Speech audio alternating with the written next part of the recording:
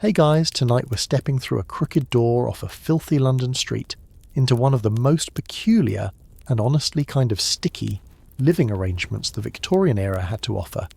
That's right, you're moving into a boarding house, you've got your single suitcase, your last coin is sweating in your glove, and the moment you see the building, well, let's just say it's not quite the respectable townhouse you imagined. You're not here for the decor though. You're here because London's too expensive. Your job pays in buttons, and this house, this glorious, creaking, coal-smudged pile of bricks, is the only place that'll take you in without asking too many questions. And trust me, you're not the only one with a few things you'd rather not explain. You won't believe this, but these places were so common back then, they made up nearly a third of the housing in working-class London. A whole neighbourhood might be stitched together with nothing but these packed, peeling, multi-tenant labyrinths, where everyone hears everything, and no one minds their own business. All right, before you get too cozy, go ahead and smash that like button and subscribe, but only if your heart says yes. And tell me, where are you listening from, and what time is it over there? Dim the lights, get that fan going for some background vibes, and let's chill into tonight's little adventure. You step toward the building, clutching your coat tighter. The rain doesn't fall here, it drips. Off iron gutters, off soot-stained windows, off the hat of the man who just rushed past without making eye contact. You'd be offended, but you're already watching your step because there's something slick on the cobblestones and it might have once been food, or soap, or something worse. The boarding house stands hunched between two taller buildings like it's been scolded. There's a sign above the door, painted once, peeled forever, that reads simply, "Rooms to let weekly." One of the O's has flaked off, so it also reads, "RMST let." Fitting. You knock. The door creaks open before you even finish tapping. A woman peers out. Grey curls peek from a cap that may once have been white. Her eyes narrow. Not suspicious exactly, just efficient. "You're the late one," she says flatly. You open your mouth to ask late for what, but she's already turned on her heel. You follow her in. The hallway's narrow, lined with faded green wallpaper that curls away from the corners like it's trying to escape. There's an odd smell, part cabbage, part coal dust, part something floral gone wrong. Somewhere above, floorboards groan like they're reacting to news of your arrival. She doesn't give you a tour. No one in a Victorian boarding house gives tours. You learn by surviving. You pass a tiny parlour on the left. There's one cracked teacup sitting on the mantel, a chair missing a leg, and a fireplace with nothing in it but yesterday's ash. The woman glances back and says, "Don't go in there after 10, light tax." You think she's joking. You'll find out later she's absolutely not. The stairs creak under your feet as you follow her upward. She doesn't bother looking back, just says, "You get the attic, quiet, cheaper." On the third step, a door to your right opens a crack. An eye appears, then vanishes. You pretend you didn't notice because somehow that feels like the correct social response. At the landing, the landlady stops. She turns, shoves a rusted key into your hand, and gestures upward to the final flight. "Breakfast is your business. I don't cook. Don't ask. Hot water's Monday and Friday unless someone's selfish, and you don't knock on my door unless the house is on fire." A pause. And even then, think carefully. She disappears back down the stairs. Just like that, you're alone. You climb.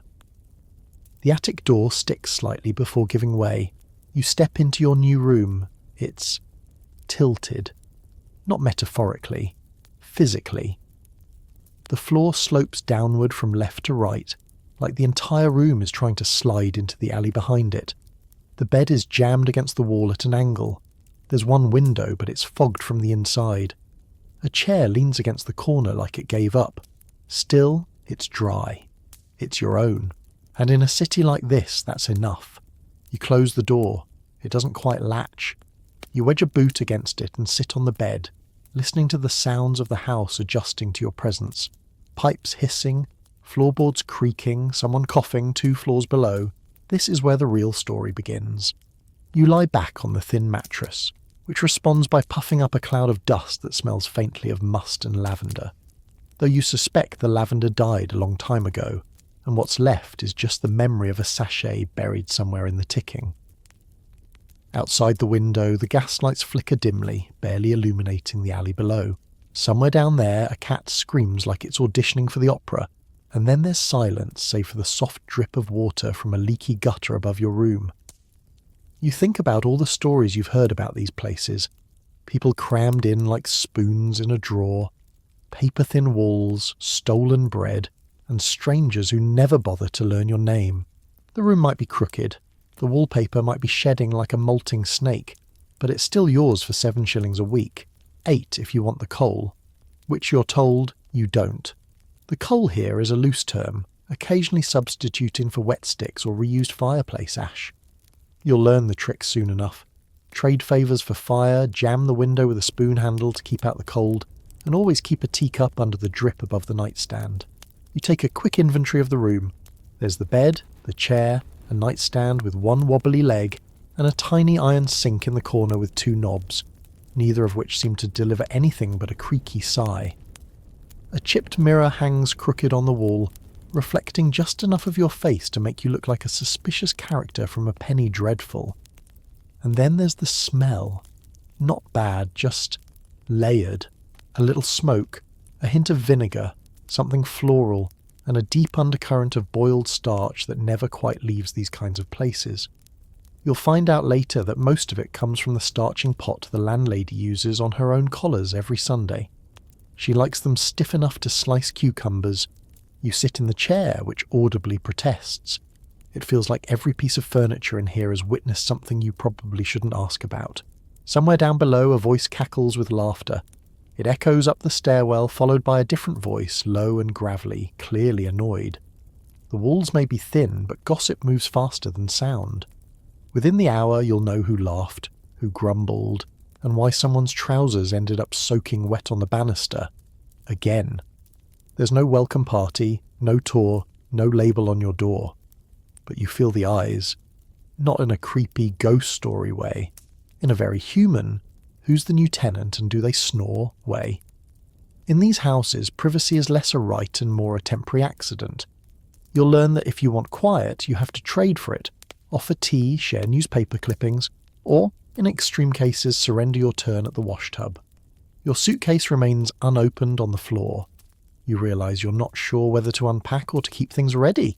Just in case this turns out to be one of those houses. You know the type. The ones where the wallpaper conceals last week's mouse problem, and the landlady's memory becomes mysteriously selective when it comes to promises about good light or fresh paint. But you're too tired to care. You lean back, staring at the low cracked ceiling, and listen to the sighs and creaks of a house that's older than most of its tenants. You've stepped into a space that isn't quite a home, not quite a hotel, not quite a shelter, but something in between. A waiting room for lives in progress. You think about the other people inside these walls. You haven't met them yet, but already they're part of your story. The shoemaker who works nights, the woman with a missing husband and a pet rabbit, the man who claims he was once a footman for a duke and now sharpens knives for a living. You don't know their names, not yet, but soon you will. You always do. You close your eyes. And from downstairs, as if on cue, a spoon clatters loudly to the floor. Then silence. Welcome home. The next morning you're woken not by sunlight, because the attic window is too fogged for that nonsense, but by the sharp, uneven clack-clack of someone stomping up the stairs in shoes that sound too heavy for the size of their legs. They stop just outside your door. A pause, then 3 sharp knocks. You leap up, smack your shin on the edge of the bed and try to sound dignified when you croak. Yes? A voice replies, cool and businesslike. Rent's due at the end of the week. No late pay. No weekly excuse. And if you need anything fixed, fix it yourself or tell me, and I'll ignore it slower. It's her, the landlady. You can't see her through the door, but you can practically hear her bun tightening as she speaks. Tea's downstairs if there's any left.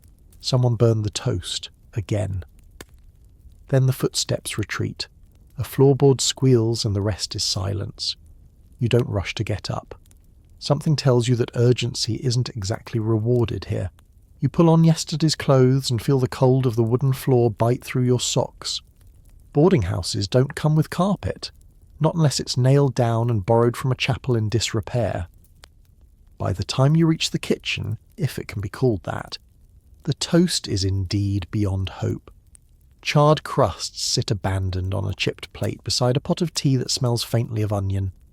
You pour yourself a cup anyway. One thing you're already learning: don't be fussy, or you'll starve. The kitchen is an unspoken common ground.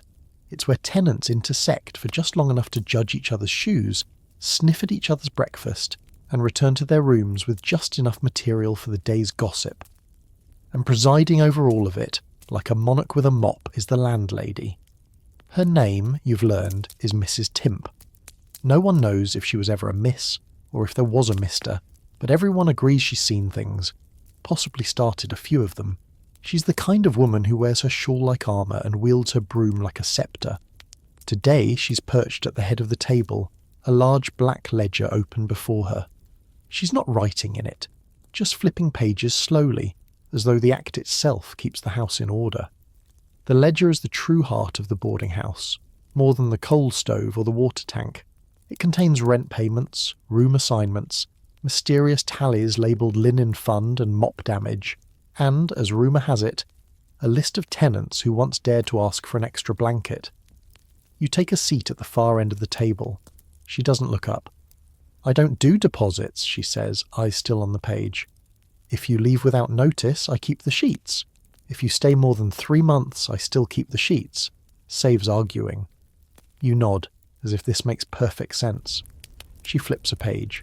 "Occupation?" she asks. You blink. "Sorry." "Your trade? I don't put up with loafers, unless they pay extra to loaf in silence. Are you a clerk, a cobbler, a poet, God help us, or something useful?" You fumble for something that sounds respectable. "I do accounts," she sniffs. "So you're one of the quiet ones. Fine. No whistling after 8. No shoes on the banister. Don't ask." She finally looks up. "Rent 7 shillings a week. 8 if you want coal, 9 if you expect me to knock." She closes the ledger with a snap. That's your welcome ceremony. No handshake, no contract. Just tea, toast, and terms. As you rise to leave, you notice something odd. Behind the ledger, there's a tiny porcelain figurine. A shepherd, maybe. His painted face is cracked. You wonder if it means something, but you're smart enough not to ask. Back in the hallway, you pass a small chalkboard with room numbers and strange marks beside them. Dots, slashes, asterisks. You're not sure if they mean rent paid or enemies made. Either way, your room has a little squiggle next to it. Later, you'll learn what that squiggle means. But for now, you head back upstairs, sip your onion-scented tea, and stare out the warped window. The week has begun. As the week unfolds, you start to realise just how much gravity that ledger carries. It's not just a list of payments. It's a silent weapon. Every tenant in the house moves a little differently when Mrs. Timp's ledger is open. Some shuffle faster, eyes down. Others linger nearby, coughing politely, trying to make themselves appear both solvent and invisible. The ones who owe money don't vanish. They hover. They know that if they disappear entirely, their belongings might be sold off within the hour, bedsheets and all. You witness your first showdown on Thursday afternoon. You're coming back from the grocer with a small parcel of yesterday's bread when you hear the voices echoing down the stairwell. "I told you I'm good for it Friday." "I've heard Friday 5 Fridays now, Mr. Pierce." "I had a job." "You had a bottle." Mrs. Timp is halfway up the stairs, ledger under one arm, hand gripping the banister like she's winding up to hurl someone down it. Mr. Pierce, a lanky man with a vest 2 buttons short of presentable, clutches the railing like it owes him support. You slow your steps, pretending to examine the wallpaper, which incidentally is peeling in long, sad strips, and may have once had a floral pattern before surrendering to soot. The tension between landlady and lodger could slice boiled beef. Finally she says, "No money, no coal, and I'm charging you extra for spitting in the sink." "We talked about the sink." "I never spat in the—" She silences him with a glare and continues upstairs. You never see Pierce win an argument after that. From then on, you start noticing other signs of the ledger's quiet tyranny. One tenant, Miss Dooley, places a dish of boiled sweets on the hallway table each Sunday, after Mrs. Timp collects rent. It's not an apology, just a gentle bribe to stay on the landlady's good side. Another tenant, Mr. Haxby, starts sweeping the back steps every morning. When someone asks if he's angling for a discount, he shrugs and mutters, "Better the broom than the boot." You check your pockets 3 times a day just to make sure your rent hasn't wandered off. It's not just money you fear losing, it's status.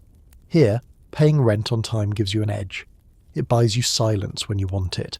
It buys you a second ladle of stew when someone makes too much. It buys you occasionally the landlady's faint begrudging approval. That's worth more than gold in a house like this. On Saturday evening you spot something new. A little scrap of paper folded carefully and tucked beneath the sugar tin in the parlour. You unfold it out of curiosity. 1 week behind, no light, no fire. It's not signed, but the handwriting is Mrs. Timp's, angular and precise, like it was sharpened on bone. The sugar tin belongs to Miss Featherby, a woman who smells of rosewater and works at the dressmaker's 2 streets over. You suddenly understand why she's been wearing the same cuffs all week, and why she's been warming her tea by holding it near other people's cups. You refold the note and tuck it back. Not your business. That's another rule here. Privacy is sacred, so long as you don't speak it aloud. And then there's your entry in the ledger. You haven't seen it, of course, but you know it's there. You imagine it says, Room 7, Clark, new, quiet, possibly broke, drinks tea, doesn't whistle. Maybe there's a doodle next to your name, maybe a squiggle. You'd ask, but you won't. Not yet.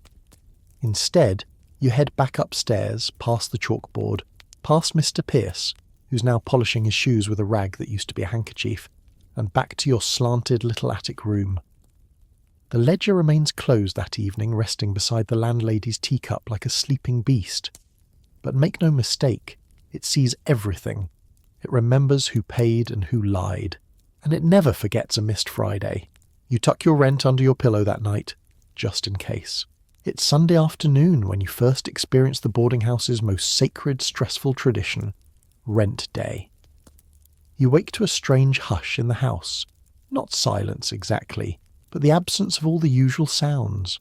No boots stomping on the stairwell, no coughing through walls, not even the landlady's kettle screaming its usual morning threats. It's a kind of hush that makes the air feel thicker, as if everyone's breathing just a little more carefully. Rent isn't technically due until evening, but the anxiety starts early. You can tell because tenants begin to act odd. Mr. Pierce is suddenly dressed like he's going to church. Miss Featherby has tied a ribbon in her hair and is offering to share her 1 slice of pie, which is unheard of. Even the tailor, the one who usually mutters to himself in 3 languages, is standing unusually still in the hallway, holding a coin purse as if it might evaporate. You, on the other hand, are ready, or at least you hope you are. You reach beneath your pillow to retrieve the 7 shillings you tucked away all week like it was treasure. The coins are still there, thankfully untouched by mice hands or gravity. You count them twice. 7 solid, clinking truths.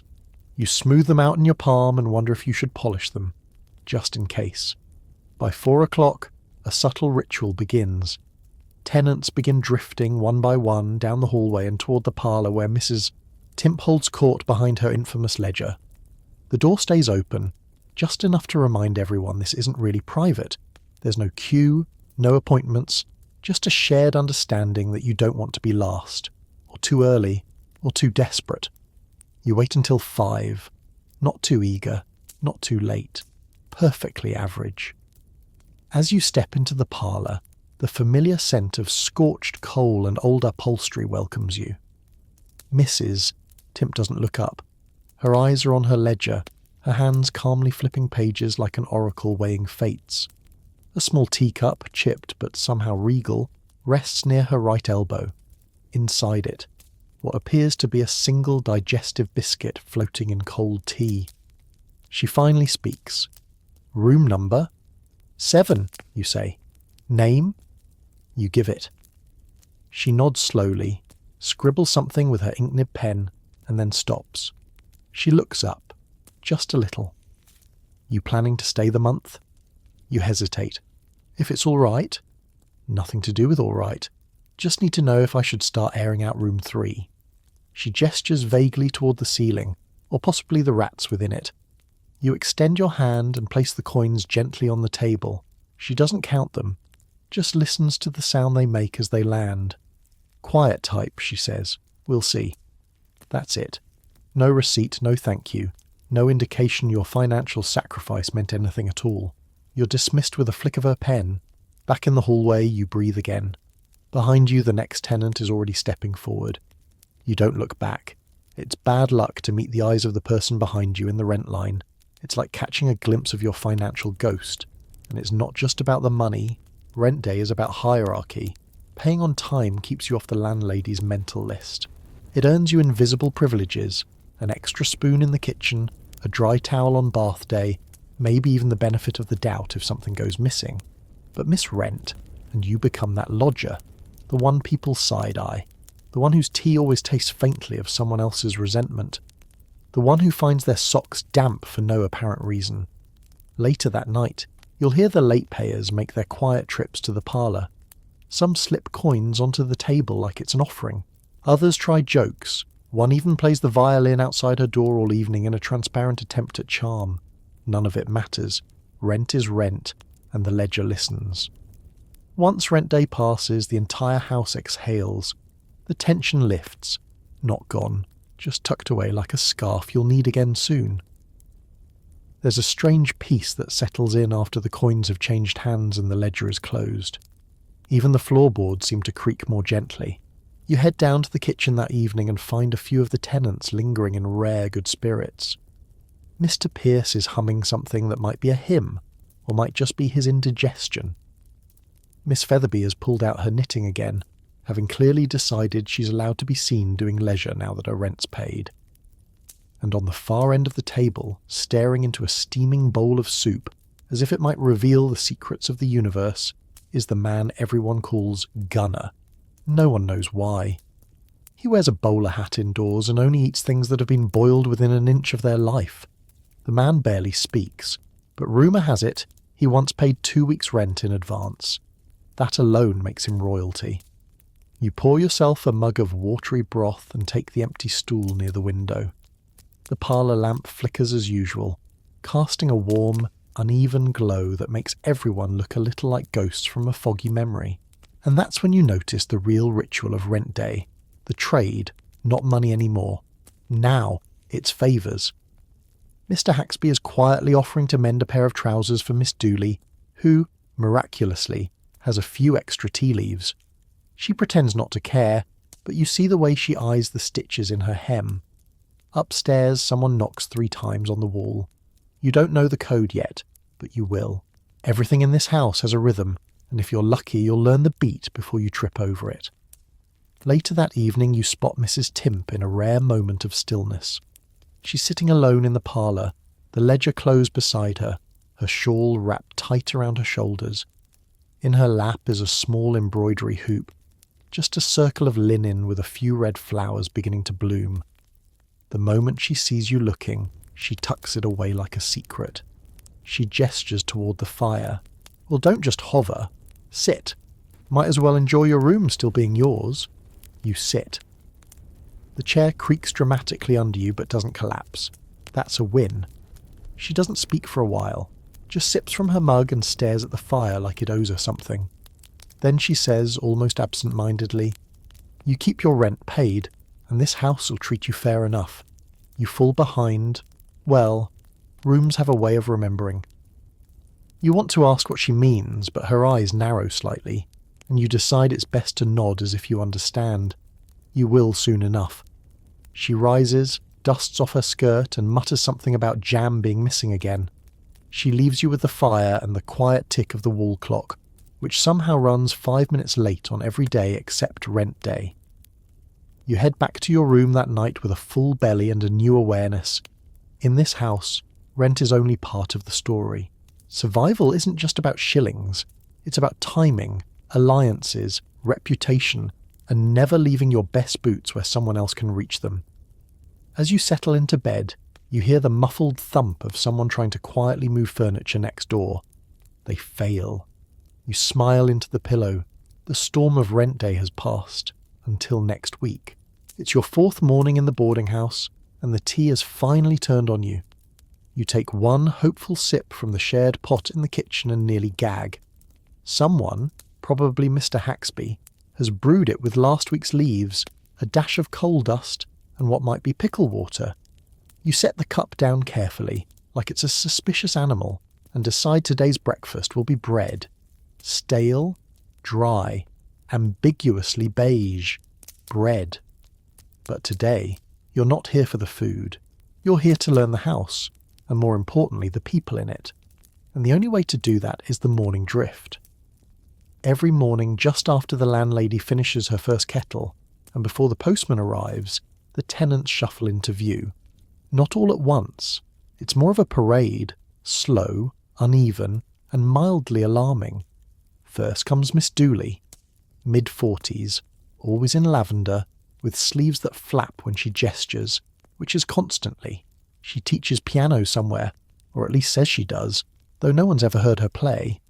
She talks like every sentence is a secret she's pretending not to share, and she's always clutching a paper cone of sugared almonds, which she guards more closely than her coin purse.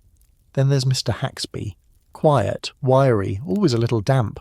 No one knows where he goes during the day, but he returns smelling like a combination of fish and ink, and always with a fresh rip in his coat that he patches himself in the stairwell. You're halfway through your slice of brick bread when the door slams, and in comes Franny, the loudest tenant on record. "Move your knees, Clark," she barks at you, waving a carpet bag like a weapon. "I need tea, proper tea, not whatever this is."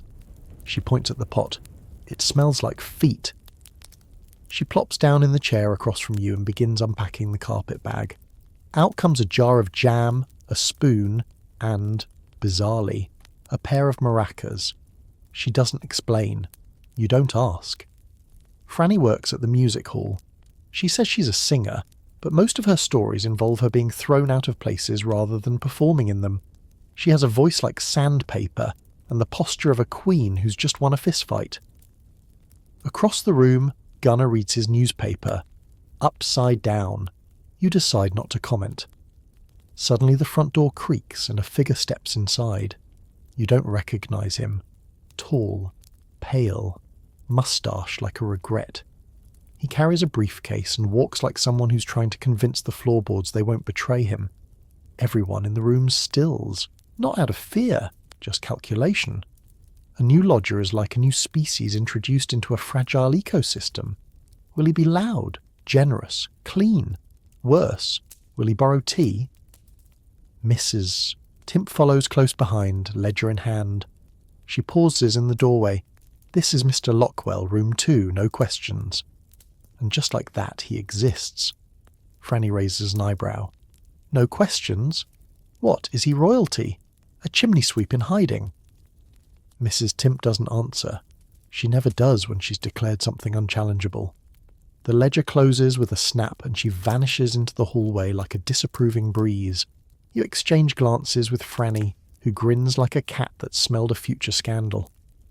"I give him 3 days before he asks to borrow sugar and ends up with a lecture on soap," she mutters. The house has spoken. New lodgers are judged not on their names, but on the sounds they make in the night, how they treat the communal soap tin, and whether they know how to refill the kettle. You know this now. You didn't when you arrived. But things are changing. You're not the new one anymore. Now you're something worse. You're part of the furniture. You quickly discover that being part of the furniture doesn't mean comfort. It means visibility. You're now someone people trust just enough to ask favours from, but not quite enough to respect your time. A dangerous middle ground. Take Miss Featherby, for example. A thin, fluttery woman who always wears a hat indoors because, as she once explained, "The ceiling paint doesn't agree with my constitution." She's asked you, without blinking, if you might carry her chamber pot downstairs because her wrists are delicate and morally opposed to porcelain. You did it, because saying no in a boarding house creates tension that echoes through walls. Or Gunnar, the hat-wearing mystery man, who now nods at you each morning and slides over the newspaper, still upside down, but it's a gesture, and in this house, gestures are currency. Then there's the snoring. It begins at precisely 9:17 p.m. every night and rattles the floorboards like a ghost dragging tin buckets across the attic. You try to trace it, through the walls, down the hall, around the corner. You're fairly certain it's Mr. Pierce, but there's no proof. And accusing someone of snoring is considered poor form. So instead, you start stuffing wool into your ears and imagining revenge that never comes. Every tenant has a story. Not a dramatic one. Those are too suspicious. A good boarding house story is vague, rootless. Something like, I came to London for work, or my sister used to live near Kensington, or I was briefly in haberdashery, but I don't like to talk about it. People here build their lives out of unfinished sentences. You catch one from Franny one night over overboiled potatoes. I nearly married once, she says casually. Then silence. You wait. She takes another bite and changes the subject. Nobody presses. You learn not to. There's an understanding here. The more someone volunteers about themselves, the less you can trust it. Instead, you bond over safer topics. The mildew, the tea, the rat that may or may not be imaginary but is called Norman either way. You talk about weather and socks and which brand of starch ruins collars the slowest. One afternoon you find yourself sitting on the front steps with Mr. Haxby, watching smoke drift over the rooftops. He offers you a licorice root. You accept, chew it like you've done it before and say nothing. He eventually says, You know, the walls here? Not made of plaster, mostly newspaper, from the war years. You nod. It explains a lot. The sound travels too well, and when it rains, the walls sweat ink. He continues, That's why the house remembers things. You want to ask what he means, but his eyes have drifted off toward the chimney across the road. There's a camaraderie here, a quiet pact. Not friendship exactly, but co-survival. You don't trust each other with secrets. You trust each other with little things. Guarding a seat by the fire, sharing news of a tea sale, warning when Mrs. Timp is in a mood. You help Franny lift her bag upstairs one night. In return, she offers you a pair of gloves that may or may not have belonged to a baroness. You accept them. You don't ask. One evening, you hear a violin playing in room 5. Badly. Painfully. You pause outside the door for a moment before moving on. No one complains. That's the rule. Everyone gets one vice as long as it doesn't leak. And as the days pass, you realise the house is shaping you, teaching you how to live small, speak quietly, hold on to warmth without clinging to it. In here, privacy is a performance, and silence is the language of politeness. You're not the newest anymore, but you're also not settled, not safe. You're floating, like everyone else. And in this house, floating is the closest thing to peace. You finally understand why they call the attic the slant. Not as a nickname, it's not even said aloud, really. It's the way people glance up when you say you live in room 7. The flicker of sympathy. The tiny pause before someone offers you a second spoonful of stew. Because everyone knows, the attic isn't just high up. It's tilted physically and spiritually, and it's where they stick the new, the poor, and the easily ignored. You live at an angle now. The bed lifts left, so you wedge a broom handle underneath one leg just to keep from sliding off in the night. The wardrobe door won't stay closed unless you jam a fork into the crack, and the floorboards creak even when no one is walking, or at least that's what you tell yourself. But none of that is the worst part. No, the real hardship is the ceiling. It's so low on one side you have to stoop, and so high on the other it feels like a chapel built for someone very disappointed in you. You decide on your 5th day to improve your situation. First, you rearrange the furniture. Bed angled into the corner, chair moved beneath the window, wardrobe relocated entirely, even though it leaves 4 perfect filthy rectangles on the floorboards where it used to sit. This makes you feel powerful for exactly 3 minutes. Then the pipe in the wall begins to hiss. You lean close. It's not just water, it's voices. Someone's whispering, muffled, distant, definitely real. You can't make out the words, only the tone, annoyed, Or maybe romantic. Hard to say in a Victorian boarding house. You press your ear to the wall and catch a sudden, very clear phrase. And he still owes me for the sausages. Ah, not romantic then. The wall secrets are endless. The man 2 rooms over sleeps with his boots on. The woman beneath you sings in French when she thinks no one's listening. And someone has a wind-up music box they play every evening at precisely 8:03. You can't tell if it's meant to soothe or terrify. You try knocking once on the wall just to see what happens. Nothing. The next day your chair has moved an inch to the left. Coincidence? Possibly. But you leave a piece of bread on the windowsill just in case the house is testing you.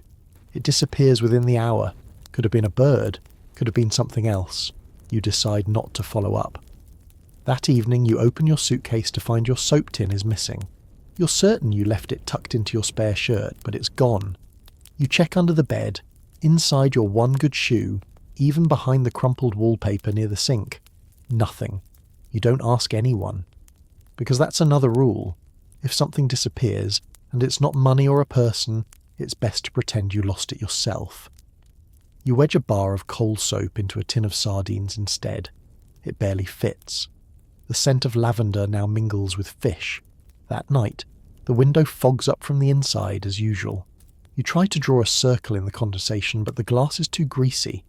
It leaves a smear that looks vaguely like a question mark. You lie in bed and stare at the ceiling's crooked beam. It creaks now and then, but the creaks are familiar. In fact, everything in the slant is starting to feel familiar. The peeling wallpaper has a rhythm to its rips. The floor groans exactly once when you step into the far corner, and the light that leaks through the crack in the window frame hits your blanket like a candle, even when there's no candle nearby. It's still tilted, still strange, but it's starting to feel like yours. Almost. The next morning you wake up slanted, stiff, and oddly content. At least until you roll over and your boot, still lodged against the door, tumbles with a thud that sounds far too loud for such a small object. It echoes down the stairwell like a cannon shot, followed by the unmistakable cough of Mr. Pierce 2 floors below.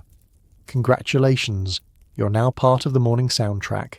You stretch, squint through the warped attic window, and spot a pair of pigeons on the neighbouring roof, engaged in what appears to be a fight over a ribbon. One of them wins. The loser stares directly at you for several seconds before flying off, as if to say, "Your turn now," and so your day begins. First stop, the wash basin. Now this isn't a basin in the elegant sense. It's a cracked porcelain bowl on a rickety stand, filled not by plumbing but by the enamel jug you refilled from the tap 2 floors down. The tap, as always, screams when turned, coughs up a few grey bubbles, then finally offers water that's either freezing or philosophically opposed to being clean. You pour some into the basin, it leaks. Not a lot. Just enough to dampen your socks, which you've placed precisely too close. Back to the window. The boarding house behind yours, visible only if you press your forehead to the pane and squint, is a near replica of yours. Same chimney, same slanted roof, same faint trails of laundry pinned like surrender flags. You briefly lock eyes with someone in their own top floor cubby across the alley. You both nod. The attic solidarity pact is real. That afternoon, you decide to test the floor. Not in the fall-through way. You're not quite that adventurous. But in the how bad is the angle, really? way. You place an apple on one side of the room and watch it roll gently, persistently, in a perfect arc until it collides with your chair. You try the same with a penny. It doesn't stop. It just keeps rolling in slow spirals until it vanishes under a floorboard crack. You accept this sacrifice and mutter a brief goodbye. Later, in the hallway, you bump into Franny. She gives you a look that says, "You look like someone who's been testing gravity in an uninsulated room." You say nothing. She nods. It's enough. You pass Mr. Haxby, who's measuring something on the banister with a bit of string. You ask what he's doing. "Checking the slope," he says. "Of the railing?" "No," he whispers. "Of fate." You nod solemnly and keep walking. By the evening, the slant has truly begun to feel like yours.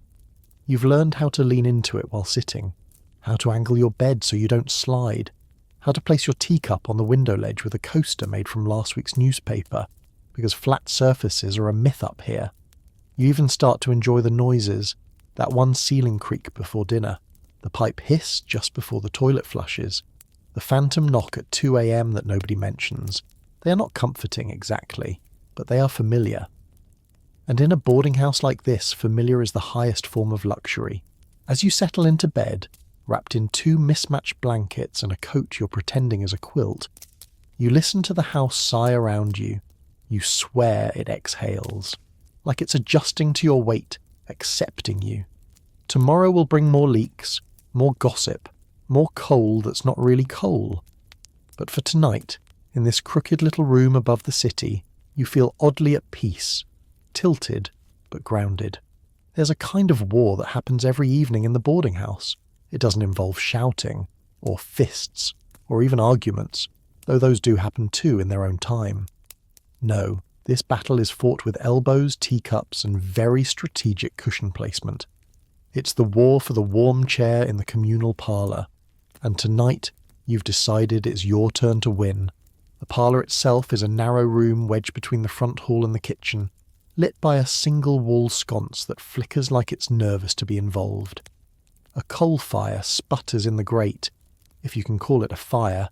It's more of a polite smoulder, maintained with scraps of yesterday's newspaper and one log that never actually burns but sits there looking expensive. There are 3 chairs. One, a stiff-backed horror with a splinter in the armrest that has claimed the sleeves of 2 coats and one unfortunate knitter. That one's always empty.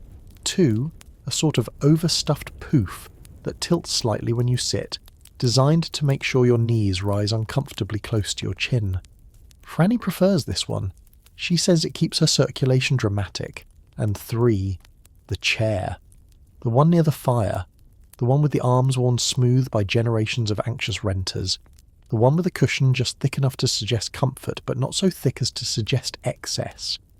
It smells like toasted bread and old wool. It is, quite simply, the most contested piece of furniture in the building. And you want it. You time your descent carefully. Too early and you look desperate. Too late and it's taken. There's a sweet spot between accidentally passing through and definitely lying in wait. You descend the stairs with the casual grace of someone who absolutely did not just tiptoe across creaking floorboards like a burglar. As you enter the parlour, you spot it. Empty. Glorious. You increase your pace slightly. Just a touch. Then, movement. Miss Dooley rounds the corner from the kitchen, clutching her embroidery and eyeing the same prize. Her eyes narrow. Your eyes narrow. There is a moment of stillness. Then she drops her thimble. It's a trap. You know it's a trap. You do not stop. You slide into the chair like it was built for you. The cushion wheezes under your weight, and the fire grumbles approvingly. Miss Dooley lets out a theatrical sigh and throws herself into the poof with such force it nearly topples. Victory. You're only allowed about 10 seconds to enjoy it, though, before Franny enters and announces, "Well, someone's feeling bold tonight." You nod gravely, as if occupying this chair is a civic duty. She plops down beside you, pulls out a tin of boiled sweets and offers you one. "They taste like soap," she says, "but the expensive kind." You accept. It does indeed taste like soap. Mr. Haxby shuffles in next, arms filled with what looks like old shoe polish tins. He doesn't say anything, just nods at the fire like they've had a long-standing disagreement, then parks himself on the floor beside the hearth, cross-legged like a monk in a wool suit. The room fills slowly. Pierce arrives, humming. Gunner comes in, doesn't speak, just reads a newspaper printed upside down as usual. Someone's cat, no one knows who owns it, leaps up onto the windowsill and curls into a loaf. You realise, suddenly, that this is the most social anyone in the house ever gets. The parlour isn't just warm, it's neutral territory. No rent is discussed here, no favours demanded. It's one of the only places where you can be in each other's company without risking your secrets. Mrs. Timp appears at the doorway, sniffs the air, mutters, "Fire's wasting itself," and leaves. She doesn't take attendance, but you know she notices who's here and who's not. You lean back slightly, just enough to feel the heat on the back of your legs. You've claimed the warm chair. You've survived another day. And for a brief flickering moment, it almost feels like you belong here. You don't get to enjoy the warm chair every night. The next evening, Mr. Pierce is already in it, snoring gently, a newspaper rising and falling on his chest like the world's dullest accordion.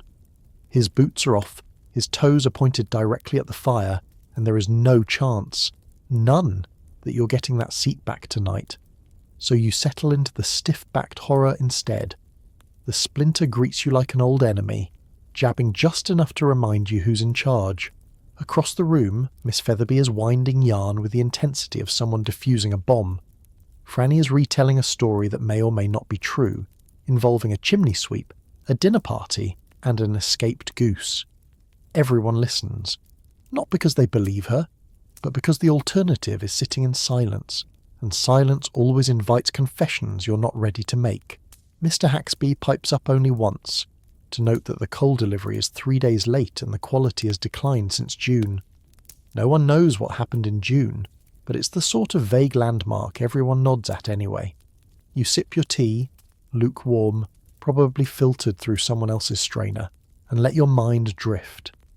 This is what evenings in the parlour are for, not thinking too hard, letting the small discomforts cancel each other out. The stiff chair, the burnt tea, the damp socks, they're a kind of background noise now. Then the door creaks. It's Mr. Lockwell, the newest lodger. He's been quiet since he moved in. Too quiet. Never takes tea. Doesn't sit near the fire. Always has a briefcase and wears gloves even indoors. No one's sure what he does for work, but Franny's convinced he's either a barrister, a fraud, or both. He pauses in the doorway. Every eye in the room flicks toward him, just briefly. He nods once, an awkward little twitch of the chin, and moves to the darkest corner of the room. But then, shockingly, he speaks. Would anyone care for a biscuit? He opens his briefcase. Inside is a paper-wrapped bundle. Real shortbread. Clean. Unburnt. The room goes still. Miss Dooley gasps softly. Even the cat perks up. Franny recovers first. Well, she says brightly, isn't someone making friends? The biscuits are passed around like communion. You take one and try not to inhale it too quickly. It crumbles perfectly. Buttery. Possibly purchased. Miss Featherby says with great reverence, Marks and Spencer. A hush falls. This small act, this tiny biscuit, has completely reshaped Mr. Lockwell's position in the house. He's no longer just the strange man in room 2. He's the biscuit man. And that title comes with privileges. Tomorrow, someone will offer him first crack at the teapot. The day after that, maybe a borrowed copy of the Illustrated London News. These are the unspoken social ladders of a boarding house. And you, who once sat in the warm chair, are quietly bumped back a rung. Still, you don't mind. Because this is the other truth of communal living. You don't always win, but you're always in the game. By 9 o'clock, the room is dim and fragrant with coal smoke and lemon polish. Someone's begun snoring softly. You suspect Gunner. Franny's head lolls back mid-sentence. Even the cat has stretched into an alarming position that seems both regal and broken.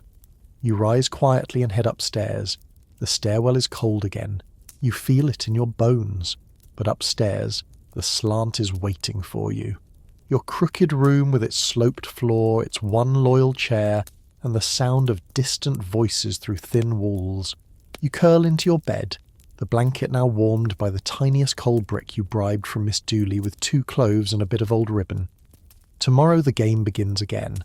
New alliances, new grievances, new reasons to laugh at nothing in particular, and maybe, just maybe, you'll reclaim the warm chair. By your second full week in the boarding house, you begin to understand that survival isn't about strength. It's about subtlety, knowing when to speak and when to cough instead, knowing when to offer your opinion and when to stare very meaningfully at your teacup until the moment passes. Because here, the rules aren't written. They're whispered, muttered, assumed, etched into the rhythm of daily life like smudges on the stair rail. You learn Rule 1 the hard way. Don't leave food unattended. You come down one morning to find your bread missing. Not your breakfast. Your bread. A whole loaf, carefully wrapped in newspaper and tucked into your cupboard the night before. Vanished. In its place, a small note written in extremely loopy script. Assumed abandoned. F. You already know the culprit. Franny.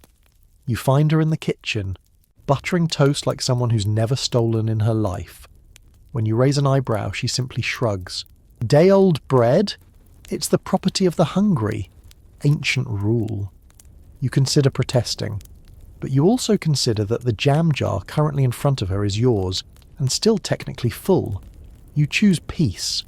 Rule 2, don't touch the kettle unless you intend to refill it. This one's sacred. Someone tried to break it once. Mr. Pierce poured himself a full mug from a nearly empty pot and didn't top it up. The kettle was mysteriously moved to the top shelf of the pantry for 3 days. No one admitted it. Everyone approved.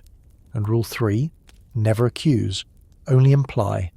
One morning Miss Featherby's comb disappears. She does not say, "Who took my comb?" Instead she drifts into the parlour and sighs. It's a pity. My hair looks wild today. If only I had my favourite ivory comb, the one with the tiny blue chip. Everyone nods solemnly. No comb appears. But mysteriously, Miss Featherby finds a pair of scissors in her drawer that weren't there before. Not hers, slightly rusty. A peace offering, maybe. You also learn the difference between borrowing and borrowing. Borrowing. Someone asks if they can take your coal scuttle downstairs, promising to return it within the hour. Borrowing. Someone knocks gently on your door, says, "You don't mind, do you?" and is gone before you say anything. You never see your teaspoon again. There are also culinary rules, such as you may eat someone else's jam, but only if they see you do it, and you make a joke about it being awful. Franny excels at this. "Whose jam is this? It's dreadful," she'll say, licking the spoon and reaching for a second helping. Tastes like regret. It's your jam. You just smile. Then there's toilet protocol, which is more complicated than diplomacy between minor kingdoms. There are 2 privies, one inside, one out back. The indoor one is for emergencies, late-night ventures, and tenants with arthritis. The outdoor one is for those who owe rent or recently burned the porridge. No one says this aloud, but everyone knows. You once made the mistake of using the indoor privy after a suspicious kettle incident. The look Mrs. Timp gave you could have peeled paint. There are cleaning duties too. Scrubbing day happens whenever the landlady feels the hallway smells too much like onion and boiled sock.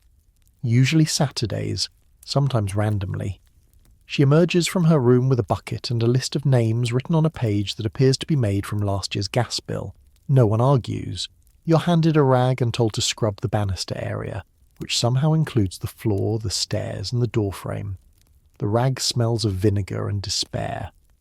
Later, Franny tells you you've been officially initiated. "You're one of us now," she says, handing you a piece of hard toffee. "Try not to break a tooth. The house dentist is just Mr. Pierce with pliers." You decline the toffee, but you smile.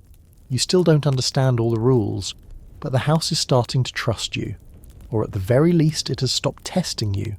For now. You start to spot the unwritten rules not just in behaviour, but in body language. Take the porridge protocol, for instance.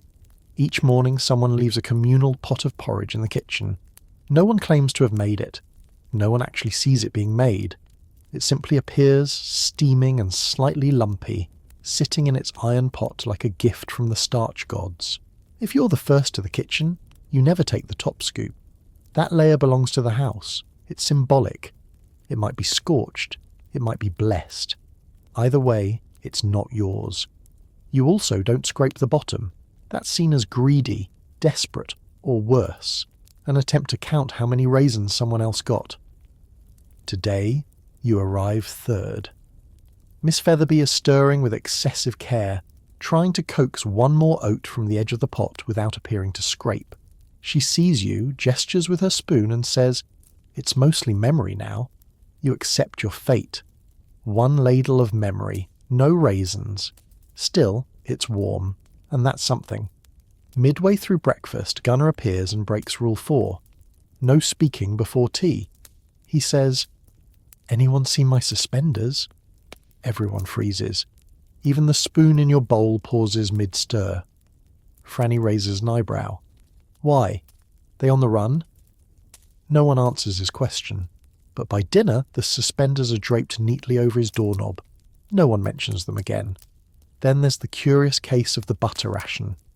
Butter, unlike jam, is a community resource, provided you never admit to eating it.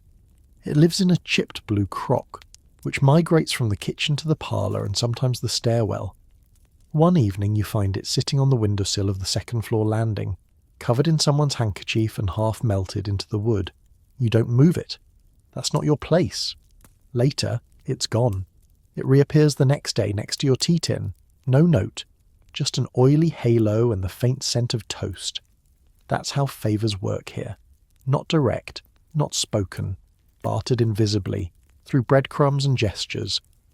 Another time, you help Miss Dooley haul her laundry up from the garden line. 5 dripping sheets and a mystery sock that might not belong to anyone.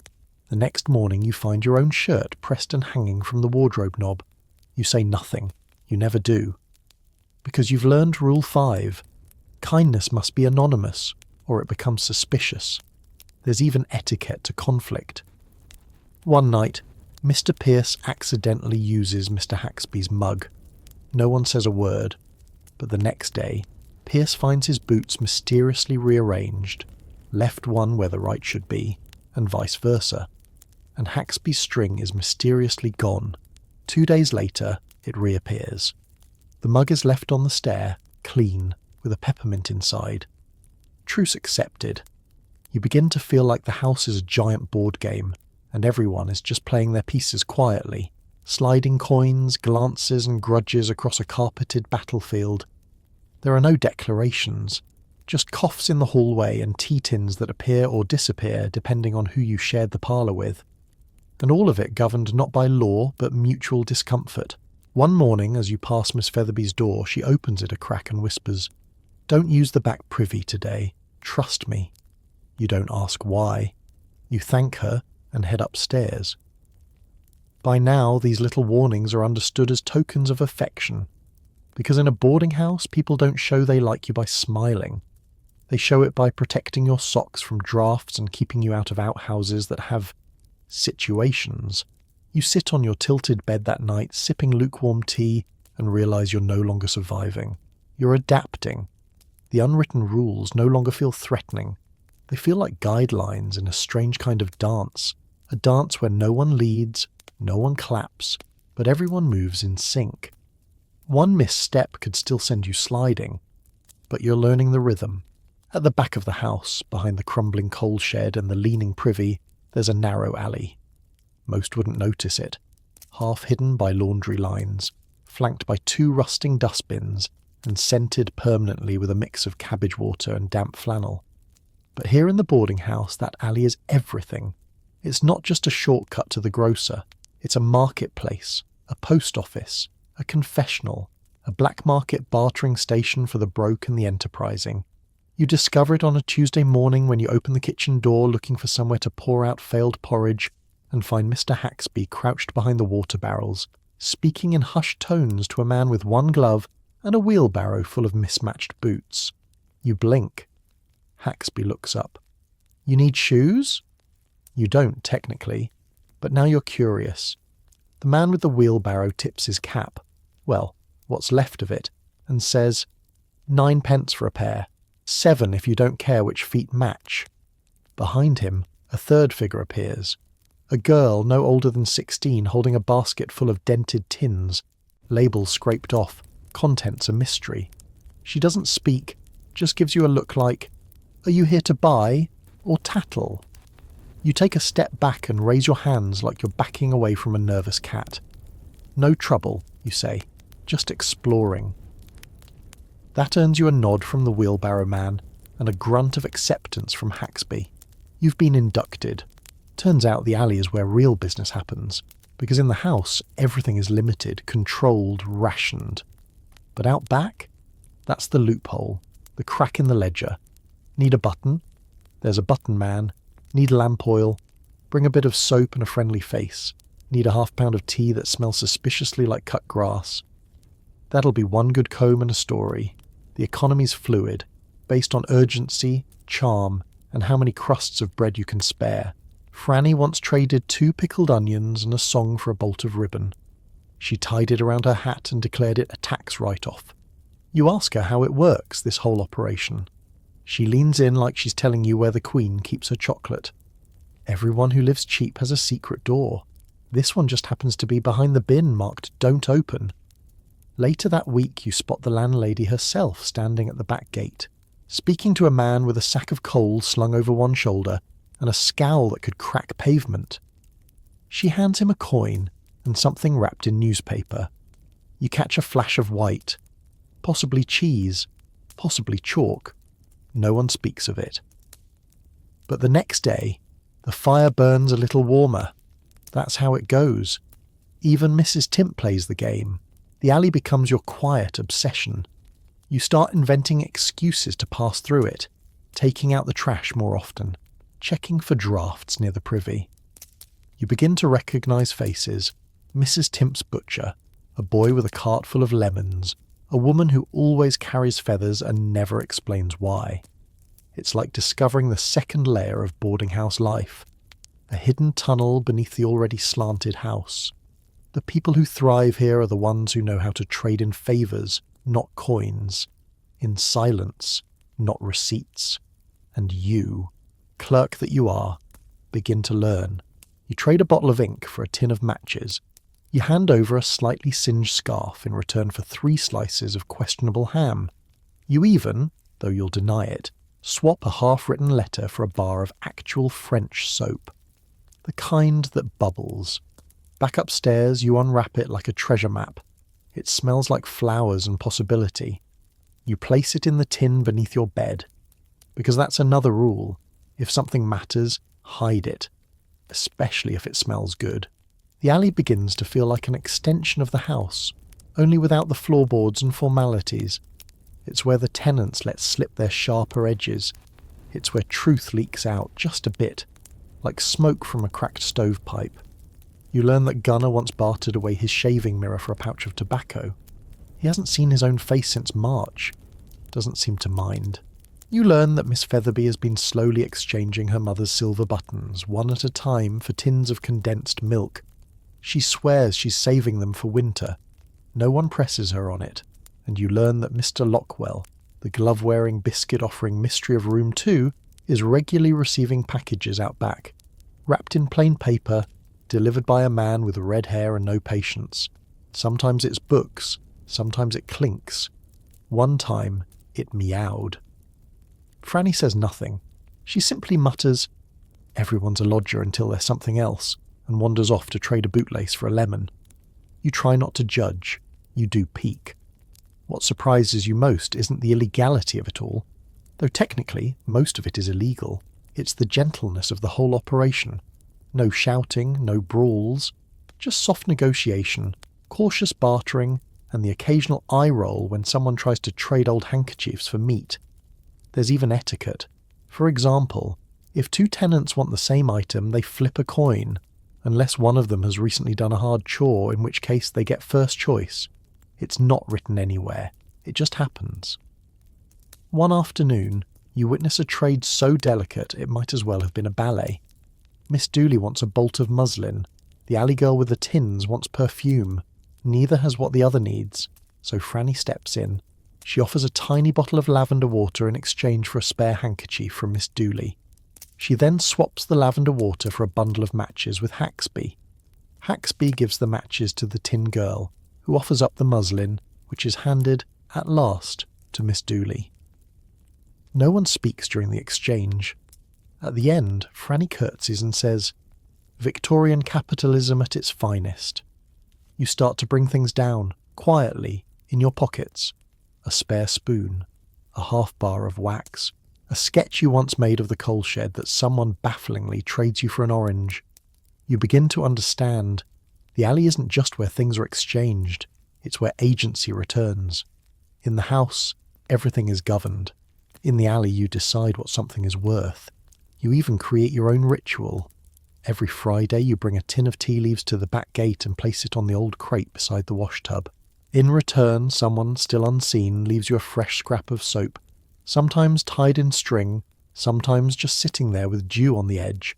It's not exactly friendship, but it's something close. One rainy morning, you find a pair of mismatched gloves folded neatly beside the tea crate. Not yours, but your fingers are freezing. You wait 10 minutes, then take them. Tuck them into your coat like they belong there. Later that evening you return the favour. A small envelope tucked under a stone, 1 clove, 1 sugar cube, 1 line of poetry torn from a book. No note, no name. The next day, someone fixes the creak in your attic door. The alley doesn't just remember debts, it forgives them sometimes if you play the game right. Back in the parlour that night, Franny asks, "Been sneaking around the bins again, Clark?" You shrug. She grins.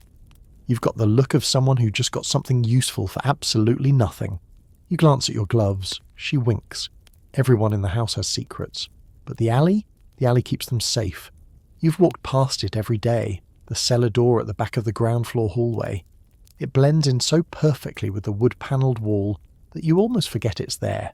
No sign, no knob, just a faint outline and a small keyhole-shaped shadow near the floor. But once you notice it, you can't stop noticing it.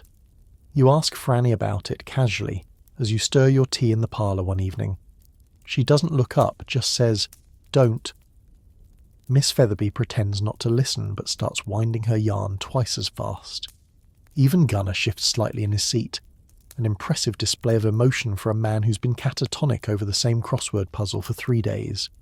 You try a different angle. "What's down there? Coal? Broomsticks?" Franny leans forward, lowers her voice and whispers, "Bad plumbing and worse choices," which is not unhelpful, but also not an answer. You leave it for a few days. Pretend you're not curious. Pretend you don't hear strange sounds coming from behind the wall late at night. Soft shuffles, a rhythmic clank, the occasional long theatrical sigh that echoes up the stairwell like a Victorian ghost with performance anxiety. One afternoon, while Mrs. Timp is out terrorising the milkman, you linger at the end of the hallway. Just you, the faded wallpaper, and the door-shaped suggestion in the wall. It's not locked, because there's no handle, no visible keyhole, just a small brass ring tucked flat against the wood, like something meant for pulling rather than turning. You glance around. No footsteps, no creaks. You pull. The door opens. You expected a narrow staircase, maybe a pile of coal, or a stack of forgotten linens. What you get is a smell, earthy, damp, faintly metallic like rust and cellar apples, the kind of smell that suggests time doesn't move the same way down there. The stairs are steep, stone. You hesitate, but your curiosity is now stronger than your common sense. You descend. It's dark, of course, but enough light filters from the hallway behind you to make out shapes, barrels, ropes, a broken wash tub, a wooden chair that looks like it lost an argument with something larger than it. You tell yourself you'll go back up in a moment. Just one quick look. Then you hear it. A thump. Not behind you, below you. It's faint, but definitely there. You freeze. It happens again. Thump. Then a dragging sound. Then humming. You back slowly toward the stairs, shoes slipping slightly on the slick stone. You don't run. That's a rule you just made up. Never run in a cellar. It invites things. As you reach the doorway, you glance one last time into the darkness. Nothing. No more noise. Just silence thick enough to bottle. You close the door gently, press the brass ring flat. Later that night at dinner, no one speaks about it. But when you reach for the salt, Franny says, without looking up, "Told you not to." You nod. She passes you the salt anyway. The next morning, someone scrubbed the hallway clean. A little too clean. Like they were hiding footprints. You find a small object tucked behind the leg of the umbrella stand. A silver thimble. You've never seen it before. You leave it exactly where it is. Because that's the last rule you learn this week. If the house wants to hide something, let it. You think you're ready to let it go.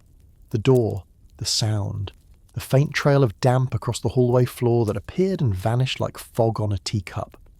You tell yourself it's none of your business. You even repeat that phrase in your head like a mantra every time you pass that wall.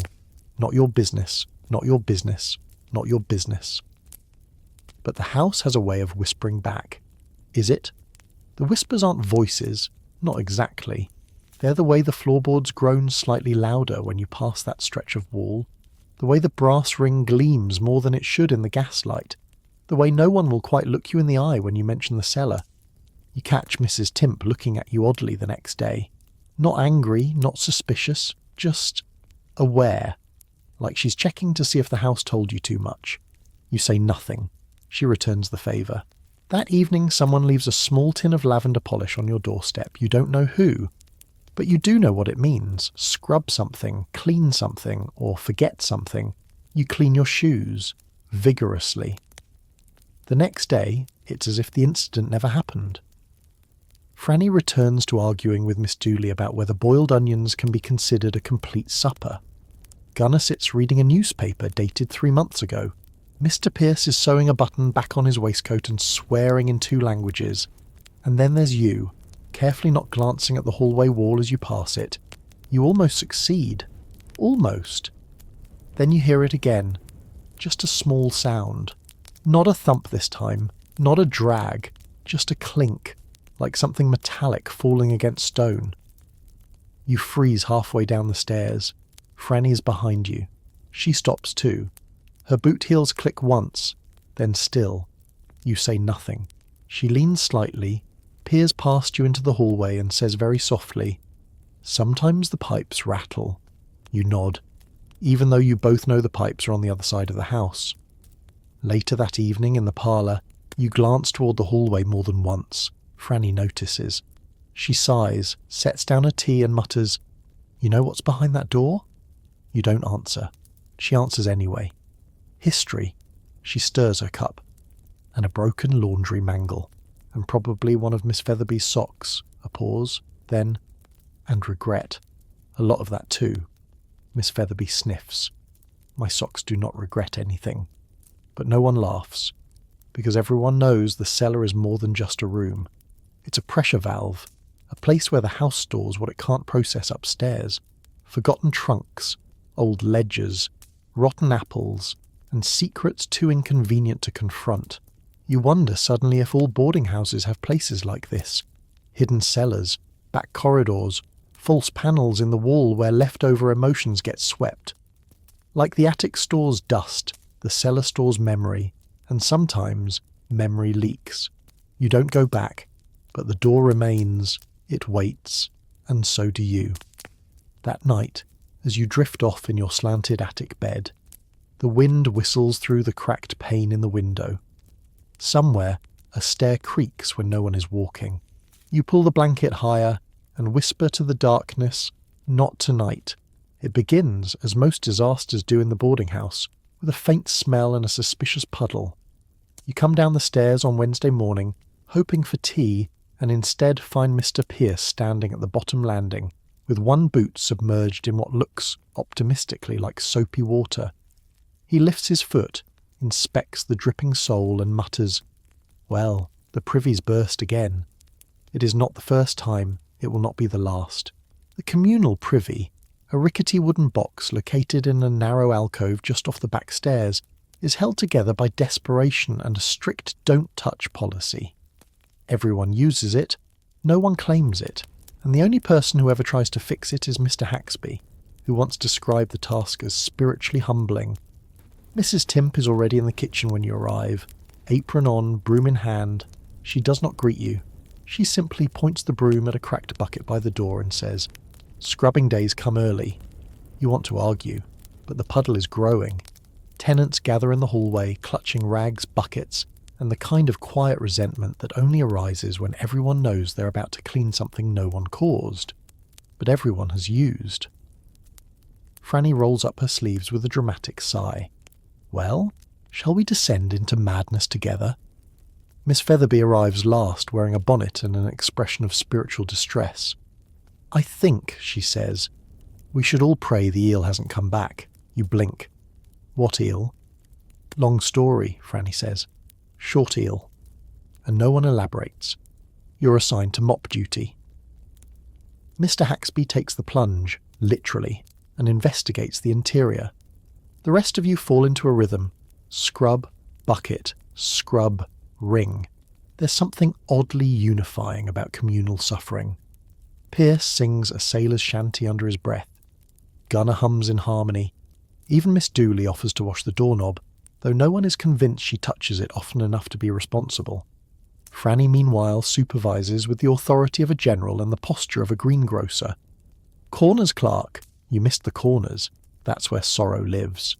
Mr. Haxby re-emerges, hair damp, boots soaked, holding a rusted pipe with an expression of betrayal.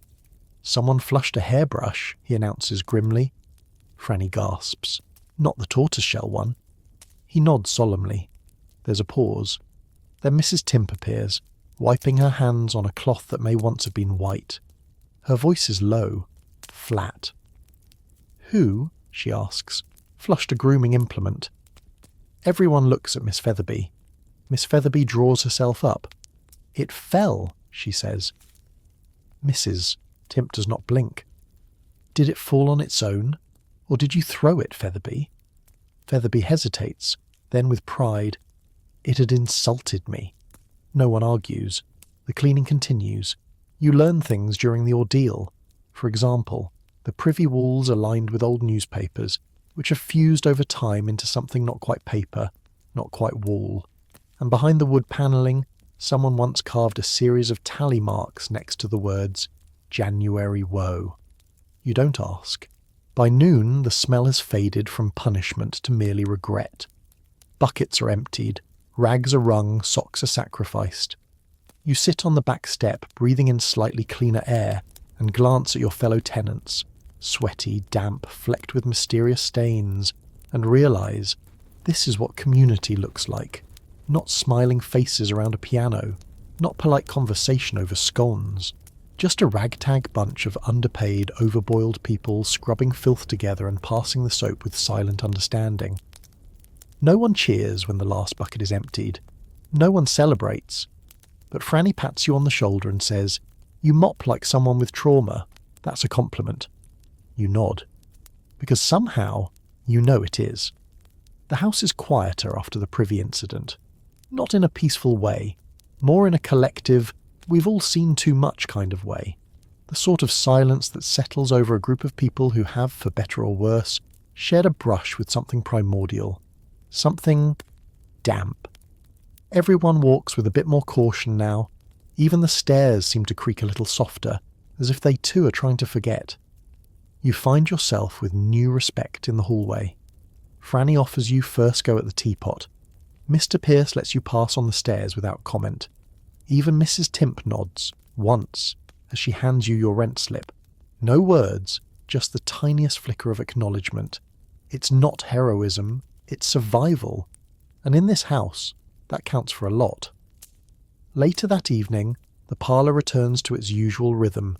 Chairs creaking, spoons clinking against chipped mugs, and the faint aroma of someone burning toast again. Mr. Haxby is airing out a bundle of socks near the fire. No one asks where they were stored. No one wants to know. You settle into the stiff-backed chair, careful to avoid the splinter, and try not to think about the smell that's permanently embedded in your shirt cuffs. Franny's already mid-story. Something about a feather boa, a cab driver, and a misunderstanding involving a rented dog. You let the words wash over you like soap that doesn't quite lather. Then the topic shifts, subtly, as it always does, to the privy itself. Did anyone ever find out who drew the faces on the inside of the door? Miss Dooley asks, delicately dabbing her tea. Gunner grunts. They've been there since '82. They blinked at me, Featherby says, without a trace of humour. No one questions this, Franny adds. Well, it's better than that time the mouse took up residence in the loo roll holder. There's a loo roll holder, you ask, astonished. Used to be, Franny says, until the landlady declared it a luxury feature and repurposed it to hold thread. You laugh. They all do. And just like that, the weight of the morning begins to lift, because in the boarding house, disaster is never final. It's just another layer of shared inconvenience, folded into the wallpaper, tucked behind the stove, jammed into the pipework like a swallowed comb. The next day, you wake to find a tiny bouquet of lavender stuffed into your doorknob. No note, just the scent. You suspect Miss Featherby, possibly as an apology, or maybe a warning. Downstairs, the hallway smells faintly of vinegar and lemon, Mrs. Timp's signature floor wash blend, a scent known to strip wax and dignity. The bucket is still sitting by the stairs. Inside it floats the legendary hairbrush, now cleaned and resting like a shipwreck relic awaiting sainthood. No one claims it. Later, you help Mr. Haxby repair the crooked towel hook near the kitchen sink. Neither of you speaks much. Just a few nails, a few nods, a shared understanding that things break, things clog, and people will always flush what should never be flushed. Before bed, you sit at your attic window and listen to the sounds of the house breathing. Kettle whistles, footfalls, distant laughter, the occasional thump of someone tripping over the cat. You're tired, sore in new and interesting ways. Your boots smell faintly of ammonia and something resembling regret. But the house feels, if not clean, then cleared, cleansed, in a weird spiritual way, not redeemed, just aired out. You climb into your tilted bed with damp sleeves and a quiet heart. You sleep deeply. No dreams, just the solid weight of a job done, a mess endured, and a chair earned. It begins with a cough. Not yours. Not this time. It comes from down the hall. 3 dry barks in the dark just after the gas lights have been turned down, and the last kettle has whistled its final wheezing breath. You hear it from your attic room, muffled by slanted floorboards and 2 layers of wallpaper, but it cuts through everything like a rusty hinge. Then it happens again the next night. This time, someone else hears it too. In the morning, the kitchen is unusually quiet. Mr. Pierce sips his tea with a concerned frown, and Miss Featherby clutches her scarf tighter around her shoulders, despite the fire being unusually hot. No one mentions the sound. No one has to. In a house like this, illness travels faster than rent. All it takes is one cough, one shared spoon, one moment of forgetfulness, like stirring your porridge with someone else's ladle, and suddenly the entire household is speaking in whispers and washing their mugs twice. Franny, of course, is the first to say it aloud. At breakfast she announces, "If anyone infects me, I will retaliate with boiled onions and opera." No one challenges this. The threat is real. By the 3rd day, there are 3 coughs, one of them with phlegm. You don't know whose, you don't want to know. Miss Dooley is spotted carrying a bundle of eucalyptus tied in a handkerchief and muttering something about drawing out the vapours. Mr. Haxby sharpens a pencil and begins making small chalk marks on the hallway wall, one for each cough he hears. He says it's for tracking. Franny says it's for drama. And Mrs. Timp? She simply leaves a small sign outside the kitchen. Cups are not friendly. Wash them. Twice. That's it. No lectures. No explanation. Just the reality of shared cutlery in a shared space during what's shaping up to be a minor outbreak. You do your best to stay neutral. You boil your tea longer. You wipe your doorknob with a rag soaked in vinegar. You even forgo the communal sugar tin, which now seems to be the epicenter of risk, sitting there smugly with its half-used spoon and its trail of suspicious fingerprints. But boarding houses aren't built for distance, not in structure, not in culture. The stairs are narrow, the windows are sealed, the linens are shared more often than anyone admits, and the kettle, this sacred overworked kettle, is touched by every hand in the house at least twice a day. You find yourself watching your fellow tenants like they're suspects in a mystery novel. Who's sniffling? Who's sneezing? Who's quietly licking their fingers before turning a page? You start holding your breath in the hallway. Franny, ever the innovator, begins wearing gloves indoors. Why? You ask. She holds up a hand. Fashion, she says. And also I refuse to die because Pierce can't cover his mouth. Pierce scowls. It's allergies. Sure it is, she snaps. We're all allergic to your manners. Even Miss Featherby, usually too delicate for confrontation, begins sprinkling camphor on the stairwell banister. It smells like medicine and haunted apothecaries. But the coughing continues, not constant, just enough to keep everyone on edge. You lie awake at night listening for it. 3 soft taps, 1 rattle, a sigh. You imagine the germs sliding through the wallpaper like smoke, curling through keyholes, soaking into wool, and worst of all, you feel the tickle in your own throat.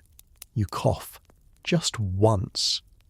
Then sit upright, staring into the darkness, horrified. You say aloud to no one, "It's dust." It is, probably. But now you're part of the problem. You pull the blanket up over your nose and sleep crooked in the corner, away from the door, away from the draft, hoping no one heard. Because in this house, a cough isn't just a sound, it's a reputation. By morning it's not just coughing anymore. Now there's sniffling, sneezing. One particularly unfortunate sound that came from behind Miss Dooley's door and resembled someone trying to yodel into a teacup. The boarding house is ill at ease, not quite sick, not yet, but tilting in that direction, like your attic floor, always a few inches away from disaster. Mrs. Timp is no fool. She institutes measures. The kettle is to be used only once per person, per boil. All mugs must be marked. A piece of string, a bit of wax, a thumbprint in jam, anything to identify who licked what. And the sugar tin, gone, hidden, possibly buried. Miss Featherby is the first to appear with a personal spoon, which she carries in her sleeve like a pistol. It's engraved with a small goose and has a mysterious notch along the handle. She claims it was her grandmother's. You suspect it was salvaged from a pudding shop. Franny adopts a strategy of aggressive scenting. She dabs lavender oil on her scarf, on the doorknob, on your coat by accident. "Smell that," she says. "That's me surviving." Even Gunnar begins wearing a scarf indoors, which causes a minor panic as no one has ever seen him accessorize. When asked about it, he mutters something about chest drafts and resumes staring at his upside-down newspaper. You, meanwhile, do your best to remain neutral. You smile politely, avoid the kettle when others are in the room, and hum softly while making toast as a way of signalling, "I am calm, I am clean, I am not the source." But the paranoia is infectious. Every sneeze becomes a scandal. Every groan is grounds for exile. One afternoon you pass Mr. Pierce on the stairs. He looks pale. You nod. He says, "It's just the change in weather." You both know it isn't. You hear him coughing into a towel later. He's trying to be discreet, but the walls are thin and shame is louder than illness. That night a mysterious parcel appears in the hallway. A bottle of cough tonic labelled Lochner's lung oil for the delicate and the doomed. No one claims it. No one opens it. It vanishes by morning. The parlour grows quieter. No one shares food now. Everyone brings their own mug, their own tea leaves, their own teaspoon hidden in a pocket like a loaded weapon. Conversations become less about gossip and more about defensive strategy. "Lemon in the water helps," Miss Featherby says. "Whiskey in the lemon helps more," Franny counters. "I just breathe less," Haxby offers, without irony. But despite the tension, there's still a kind of unity in it. Not warmth, exactly. More like the way passengers on a sinking ship might all bail water without speaking. Shared misery is the great equalizer, and few things unite people faster than the desperate desire not to be the one who gets blamed for an outbreak. Even Mrs. Timp softens, slightly. She places a folded blanket in the hallway for anyone to borrow. No one moves it, of course, but the gesture is noted. She also begins boiling something in a pot by the stove. It smells like onions and betrayal. When asked, she simply says, "Steam is medicinal," and walks away. Franny refers to it only as the soup that judges you. And then, just like that, the coughing slows, the sneezing fades. People stop side-eyeing each other in the stairwell. Pierce begins wearing his shoes indoors again, a sure sign of recovered pride. Miss Dooley hums something tuneless in the parlour. The sugar tin makes a quiet return, its lid sticky with forgiveness. By the weekend, the house has more or less reset. No one declares victory, No one pats anyone on the back. But the shared mugs return. The chairs grow closer together, and someone leaves a note by the kettle. We made it. Barely. Try not to breathe on anyone for fun. You add a line underneath. Or for revenge, Franny adds. Unless they stole your jam. The house doesn't laugh aloud, but it loosens. And in this boarding house, that's the closest thing to joy. It starts with a smell. Not an unusual thing in the boarding house. Most hallways carry a baseline aroma of boiled fabric and ambition, but this one is different. Stronger, sharper, like mothballs and something just barely singed. You're halfway down the stairs when you smell it, and you're not the only one. Franny's already on the second floor landing, sniffing dramatically. Smells like someone overcooked a cravat. You round the corner and catch sight of the door. Room 4, the one between Miss Dooley and Gunner. The door is wide open, and the room is empty. Not just the tenants out, empty. No, empty. The bed has been stripped. The wash basin is dry. The single wobbly chair has been turned upside down and set against the wall like it's being punished. Even the hook where a coat once hung is bare, except for a stray piece of twine. There's no sign of packing, no farewell note, no whispered goodbyes, just gone. The rest of the household gathers slowly, each with their own brand of curiosity. Miss Featherby clutches her shawl tighter. He left, she asks, as if departure is a medical condition. Pierce shrugs. Didn't see him go, didn't hear the door. Gunner grunts. This, for him, is high drama. And Franny, squinting into the room, says what everyone is thinking. He was here yesterday. Because it's true. You saw him in the hallway. Slightly bowed, nodding politely. No suitcase, no boxes. Just a man returning from somewhere with a paper parcel under one arm and a tired look behind his spectacles. That was last night. Now, not a trace. Mrs. Timp appears, broom in hand. She eyes the gathering like a shepherd regarding sheep that have forgotten how to behave. Well, she says, brushing past you, don't all hover at once, it's not a museum. She steps inside room 4, surveys the bareness and mutters, faster than usual. Someone behind you coughs, not suspiciously, just out of habit. Miss Dooley clears her throat. Did he say anything, Mrs. Timp? Paid up through Sunday, she says. Tidy handwriting, no complaints. She bends to pick up a small object from the floor. You can't quite see what it is. Then she closes the door. Hard. Click. That's it. Room 4 has turned over. This isn't the first time it's happened, and it won't be the last. Because that's the truth about boarding houses. People disappear. Not mysteriously, not tragically, just quietly. Sometimes they leave without warning. Sometimes they leave mid-rent. Sometimes they return to their rooms one final time, pack in silence, and vanish into the fog of the morning trains, their teacups still drying by the stove. You never ask where they go. That would be impolite. But you wonder. You remember small things. The way he folded his newspaper. How he never borrowed jam but always returned spoons. The faint scent of peppermint that lingered after he passed on the stairs. And now, gone. Franny declares, I bet it was debts. Featherby insists, no, love trouble. You could see it in his socks. Haxby, unusually lucid, says, he had the look of a man halfway out the door the whole time. You don't offer a theory. You just stand there, staring at the blank door, suddenly aware of the silence he's left behind. A perfectly shaped hole, exactly the size of one polite lodger. Later that evening you hear hammering. You lean out your door just in time to see Mrs. Timp nailing up a new placard. Room to let weekly, written in the same angular scrawl as every other notice in the house. The sign sways slightly as she walks away. Room 4 waits, and you realise, here, emptiness doesn't stay empty for long. By the next morning, the sign on room 4 has been removed. No one saw who took it down, not even Franny, who usually knows about everything a full day before it happens. It's just gone, and the door, now closed again, but this time with a new sound behind it. Not voices, not footsteps, just shuffling.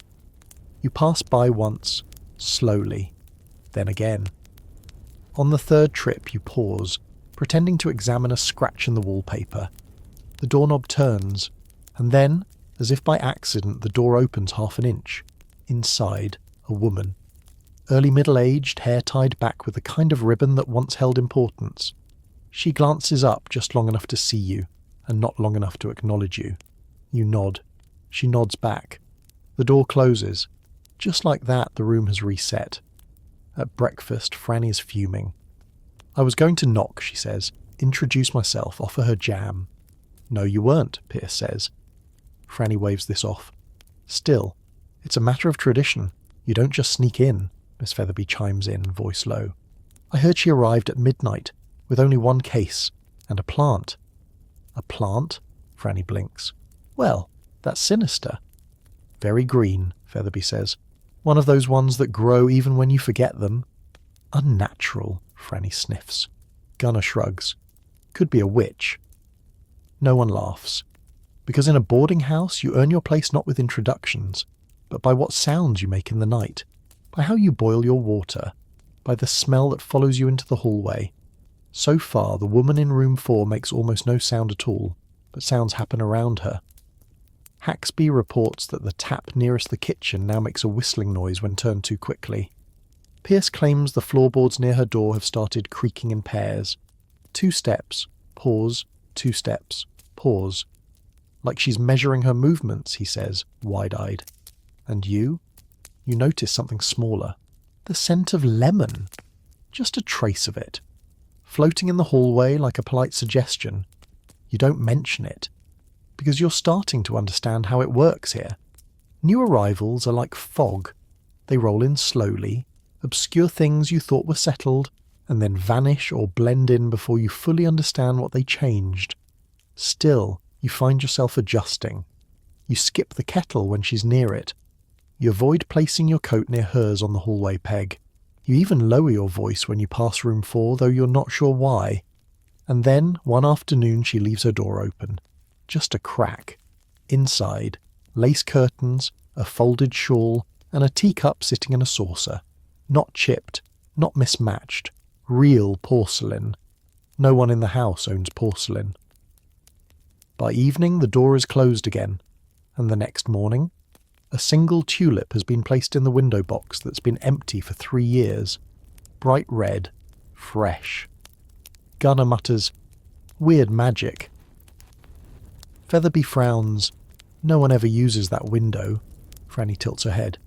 "It's not allowed to be that cheerful." Mrs. Timp, when asked, simply says, "Rent's paid. That's all I need." But you can feel it. The energy has shifted. Not in a grand ghost story kind of way. In the subtle way a room feels different after someone has moved your chair exactly 2 inches to the left. Nothing is wrong, and yet everything's watching. Room 4 doesn't just have a new tenant. It has a new presence, and in a house where presence is currency, where silences carry weight and curtains send messages, that changes the game. That night, as you lie in bed, you hear it again. The floorboard creak. 2 steps. Pause. Then nothing. You smile into the dark. The house may not speak much, but it always listens. There are only 2 topics in the boarding house that spark real debate. One is whether the back stairwell is haunted, the other is romance, and today the house is humming with the latter. It starts, like all great scandals, with a spoon. At breakfast, Mr. Pierce picks up a teaspoon from the drying rack, squints at it, then announces, "This isn't my spoon." Franny raises an eyebrow. "No one wants your spoon, Pierce." "It has her initials on it," he says, pointing dramatically toward Miss Featherby. Featherby gasps, not out of guilt, but because she always gasps when anyone addresses her before noon. "That is not my spoon," she says, cheeks pinking. How dare, I don't..." Pierce slams the spoon down like a barrister delivering evidence. Everyone goes quiet. Then Franny leans forward, voice thick with glee. "Featherby, have you been spooning?" The room erupts. Laughter. Coughs. Mr. Haxby nearly spills his tea. Gunnar, who hasn't spoken since Tuesday, lets out a full snort. Featherby, scandalised and flustered, mutters something about spiritual intimacy and storms from the kitchen. Franny wipes a tear from her eye. I haven't had that much fun since the coal man fell into the wash tub. But the damage is done. Now the house is watching. Everyone is suddenly suspect. Every glance becomes loaded. Every door that closes a little too softly is suspect. Every teacup placed too close to someone else's saucer is cause for an eyebrow raise. And just like that, the entire boarding house descends into a week of romantic surveillance. It's not that relationships are forbidden, they're just complicated. Because in a place where the walls are thin and privacy is a theory, any affection becomes a public event. Mr. Pierce and Miss Featherby now can't sit at the same table without Franny humming a wedding march under her breath. Even the cat seems more judgmental than usual, watching interactions with narrowed eyes from the top of the parlour cupboard. And you get caught in the crossfire. It happens when you help the new tenant from room 4 carry a pail of hot water up the stairs. A simple gesture, nothing more. You barely exchange 3 words. But Franny, positioned strategically on the landing like a hawk in a shawl, sees it all. "Oh ho," she says as you pass. "Chivalry isn't dead." You pause. "It's a pail," you say. "So was Helen of Troy," she replies. From that moment on, the boarding house has opinions. Gunnar nods at you a little more slowly in the hallway. Miss Dooley begins offering you odd pieces of advice like, "Don't rush it. Let the laundry reveal their character." Even Mrs. Timp gives you a peculiar look one evening as you reach for a second ladle of stew. Not annoyed, just amused. You begin to understand. Romance here isn't about love. It's about logistics. Who has access to extra hot water? Who gets to share the laundry line? Who knocks twice before entering the kitchen? In a place where everyone shares everything, walls, spoons, bath buckets, intimacy is dangerous. It changes the balance. It makes people whisper. And yet the boarding house doesn't stop anyone. It just watches. It takes notes. It adds you to invisible lists and draws invisible lines around your name. By Thursday, Franny is keeping score. She shows you a small notebook she's titled Hearts and Hearsay. Your name is in it. Light flirting, she's written. Possible shoulder touch. You want to protest. But the boarding house doesn't allow that. Once the idea of a connection takes root, it spreads like tea on a newspaper. Blurry, irreversible, and somehow everyone's business. You return to your attic that night with flushed cheeks and a spoon you didn't ask for in your pocket. You try to reclaim your anonymity. You start using a different teacup. A chipped green one with no handle, chosen specifically because it looks unromantic. You avoid the shared sugar tin. You stir your tea with a fork, but it's too late. The boarding house has decided you're entangled, and once it's decided, no amount of handleless mugs or evasive eye contact can undo the story now being whispered in stairwells and laced into laundry lines. Franny fans the flames with relentless precision. At dinner, she slides you the salt and says, "Careful, that's how it started with the tailor and the baker's widow in 91. You freeze. "Salt?" you ask. She leans in. "Like condiment passing. Slippery slope." Even Miss Featherby is getting involved. She begins sighing more frequently when you enter a room. Not in disapproval, in anticipation, like she's emotionally preparing for your wedding. Then there's Mr. Haxby, who never says a word about anyone, quietly handing you a small packet one morning. A crumpled envelope of tea leaves. "Strong blend," he murmurs. "Good for sharing." You open your mouth to explain, to deny, to clarify that carrying a pail doesn't equal a courtship. But the boarding house isn't interested in clarifications. It's interested in narrative. So you stop trying to explain. You sit through meals with bowed head and minimal chewing. You nod at the new tenant from room 4 with the stiff neutrality of someone returning a library book. She nods back, clearly aware of the unspoken drama that now follows her, like the scent of cinnamon and suspicion. The worst part, you don't even know her name. You asked once. She smiled and said, "It's a quiet one." And that was it. Now you're in a one-sided relationship with a mystery woman and half the house is planning the guest list. One evening you come downstairs to find someone has added a second chair to the parlour's warmest spot. The one near the fire, typically reserved for the swift or the shameless. 2 chairs, side by side. You look around. No one admits to it. Franny walks in behind you and says, "Just in case you two want to talk about cutlery placement in peace." You glare. She curtsies. The new tenant from room 4 doesn't show that night, or the next. Her door stays closed. Her window, still framed by that single tulip, glows faintly with lamplight. You start to miss her presence, not romantically, just narratively. She gave you plausible deniability. Without her, you're left with nothing but rumours and that blasted extra chair. So you do something dangerous. You move it. Not far. Just a few inches away from the first. Not enough to be rude. Just enough to say, perhaps this story has gotten ahead of itself. Franny finds it within the hour. "Oh?" she says, voice like honey over thumbtacks. "A lover's quarrel already?" You don't reply. Because silence in a place like this is the only privacy you'll ever have. The next day the chair is back in place. No note, no fingerprints. Just a fresh tulip in the window. Bright yellow this time. Hopeful. You sip your tea and think about how in the boarding house nothing ever happens plainly. Everything is sideways, slanted, told through spoon theft and suspicious laundry and the position of chairs near a fire. And somehow you've become part of it. Not through intent, but simply by being here long enough. That night, you pass room 4 on your way up to the attic. The door is cracked open.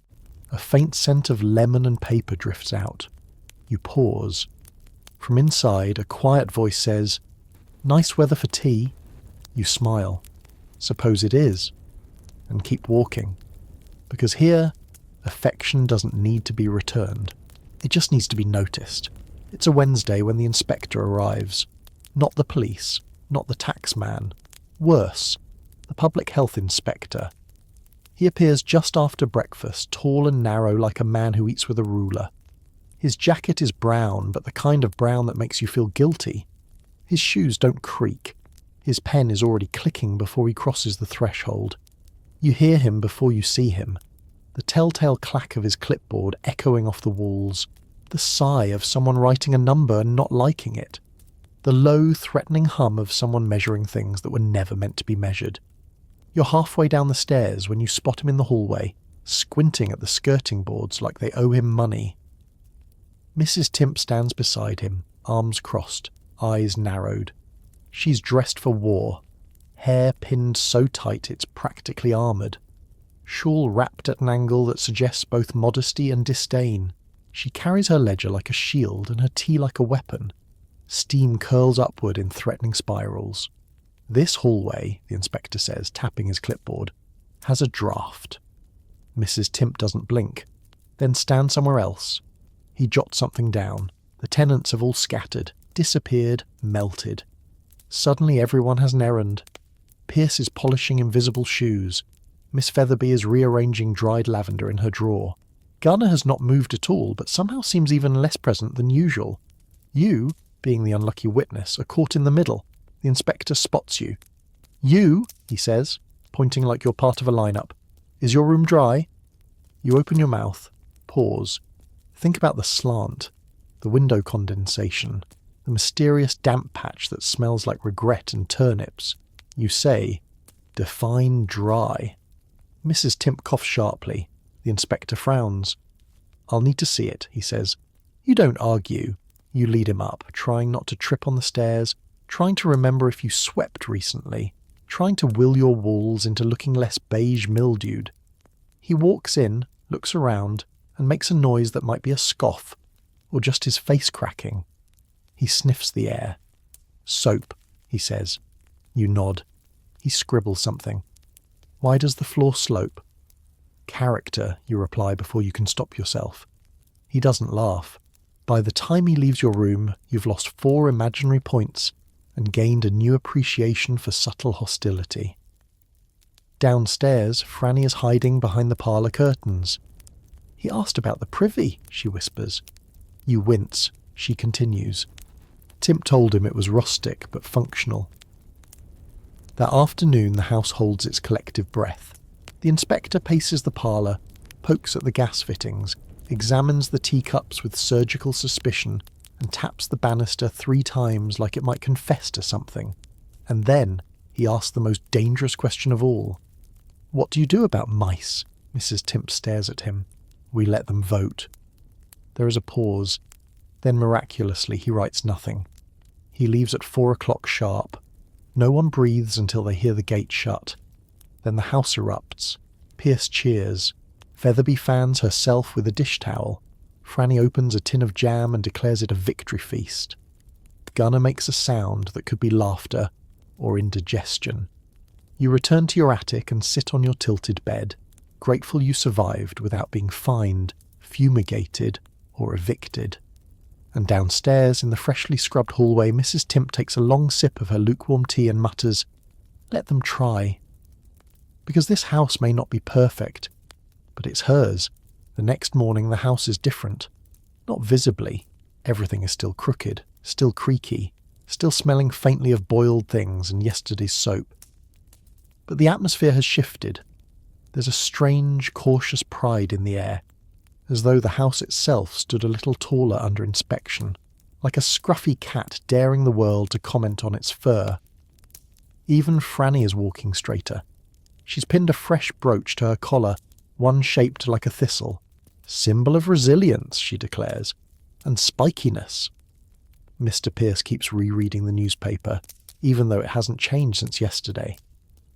"I think we frightened him," he mutters, eyes gleaming.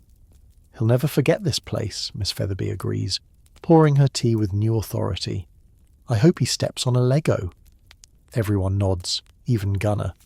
You, however, can't stop thinking about the unasked questions, because while the inspector checked the mould under the stairs, he didn't notice the loose brick behind the scullery. While he measured the privy drain's angle, he missed the old service bell that still rings sometimes, even though no one touches it. And when he looked into room 4, oh, wait, he didn't. He skipped it entirely. No knock, no clipboard scratches, not even a glance. You remember standing at the foot of the stairs when he passed it, eyes straight ahead, pace quickening, hand brushing the wall like he needed balance. And that means something. Because the inspector, for all his rules and measurements, clearly sensed what every tenant here learns eventually. Some doors aren't meant to be opened, not by outsiders, not even with a badge. So you take comfort in that, in knowing there are still unofficial truths stronger than official guidelines, that the house keeps its secrets better than any locked file or typed report. That night the mood is almost festive. The house has earned another year of peace. Franny bakes a potato in the fireplace and calls it a feast. Featherby breaks out her emergency rhubarb cordial, which tastes like a failed love affair but warms your insides all the same. Someone, maybe Gunnar, produces a harmonica and wheezes out a song that's halfway between a lullaby and a dirge. And you? You sit back, sipping whatever's been handed to you in a chipped mug and look around. At the cracked ceiling, at the people who've become more like weather patterns than neighbours, predictable, unpredictable, always shifting but oddly reliable, at the dusty lace curtain that waves slightly even when no wind passes through.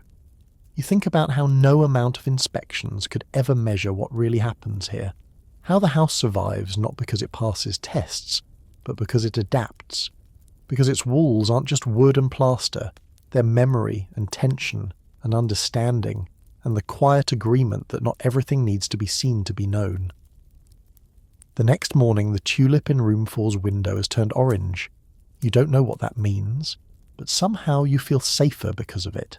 Morning comes with the sound of clattering boots, but not the usual clatter, not Gunnar's heavy steps, not Mr. Pierce's misplaced tap shoes. No, this is sharper, louder, military almost. You sit up in your attic, blinking through the slanted sunlight, and listen. The noise repeats. Thump, thump, scrape, then silence. Then, the unmistakable sound of someone trying and failing to close the front door gently. By the time you make it downstairs, the hallway has already entered a state of mild chaos. There's a suitcase, an honest-to-goodness trunk, really. Leather straps, brass corners, buckles that look like they've seen battle. It's standing upright beside the umbrella stand like a guard on duty. And beside it, A man, tall, thick moustache, coat so dark it seems to dim the air around it. He's standing absolutely still, hands behind his back, surveying the front hall like he's about to deliver a lecture on military discipline or colonial spice routes. Mrs. Timp appears from the side parlour, lips pursed tighter than usual. "This," she says, gesturing with her tea rather than her hand, "is Major Blythe." The man bows slightly. "Retired," he clarifies, with all the warmth of a closed book. No one speaks. Then Franny, emboldened by boredom, steps forward. "Was there a war?" The Major doesn't flinch. "Several." He says it like he's ordering breakfast. Mr. Pierce edges closer to you and mutters, "I give it 3 days before he's measuring everyone's posture." You don't reply, because you're too busy watching Mrs. Timp's face. It's doing something rare. It's shifting, not with irritation, not with suspicion, but with respect. And that's unsettling. Because if there's one rule in the boarding house stronger than label your cheese, it's that no one gets automatic respect. Not unless they've been here long enough to earn it, long enough to embarrass themselves in the bath queue, survive Franny's gossip and share a wash basin during flu season. But the Major, he's already got the tone, already got the corner seat in the parlour, already made Gunner move just by clearing his throat. By noon, he settled into the best chair, brought his own slippers, black polished, obviously military issued, and begun reading aloud from the newspaper, as though everyone else asked him to. Miss Featherby listens with a dreamy expression. Franny listens with narrowed eyes. Mr. Pierce paces. And you? You wait. Because you've seen this before. The new tenant effect. The initial dazzle. The carefully curated charm. The suitcase with no visible wear. The anecdotes polished like parade boots. But give it time. Give it 3 days. And you'll know who they really are. Because in the boarding house, no mask survives laundry day. The mask slips on day 2. Not fully, just a seam. It starts at breakfast. The Major requests porridge. Not toast, not eggs, not even Franny's sad grey kippers. Porridge. The kind that takes stirring. The kind that welds itself to the bottom of the pan like industrial glue. Mrs. Timp, to her credit, stirs it herself. With a wooden spoon and a face like she's building a cathedral out of beige. The Major tastes it, nods once, then says, "A bit thin." Silence. You hear Franny inhale so sharply the curtains flutter. Mrs. Timp doesn't blink. She simply turns to Gunner and says, "Tell the Major where we source our oats." Gunner, mid-chew, looks up and mumbles, "Off the back of Mrs. Pettingill's donkey cart, Tuesdays." The Major raises an eyebrow. "Ah."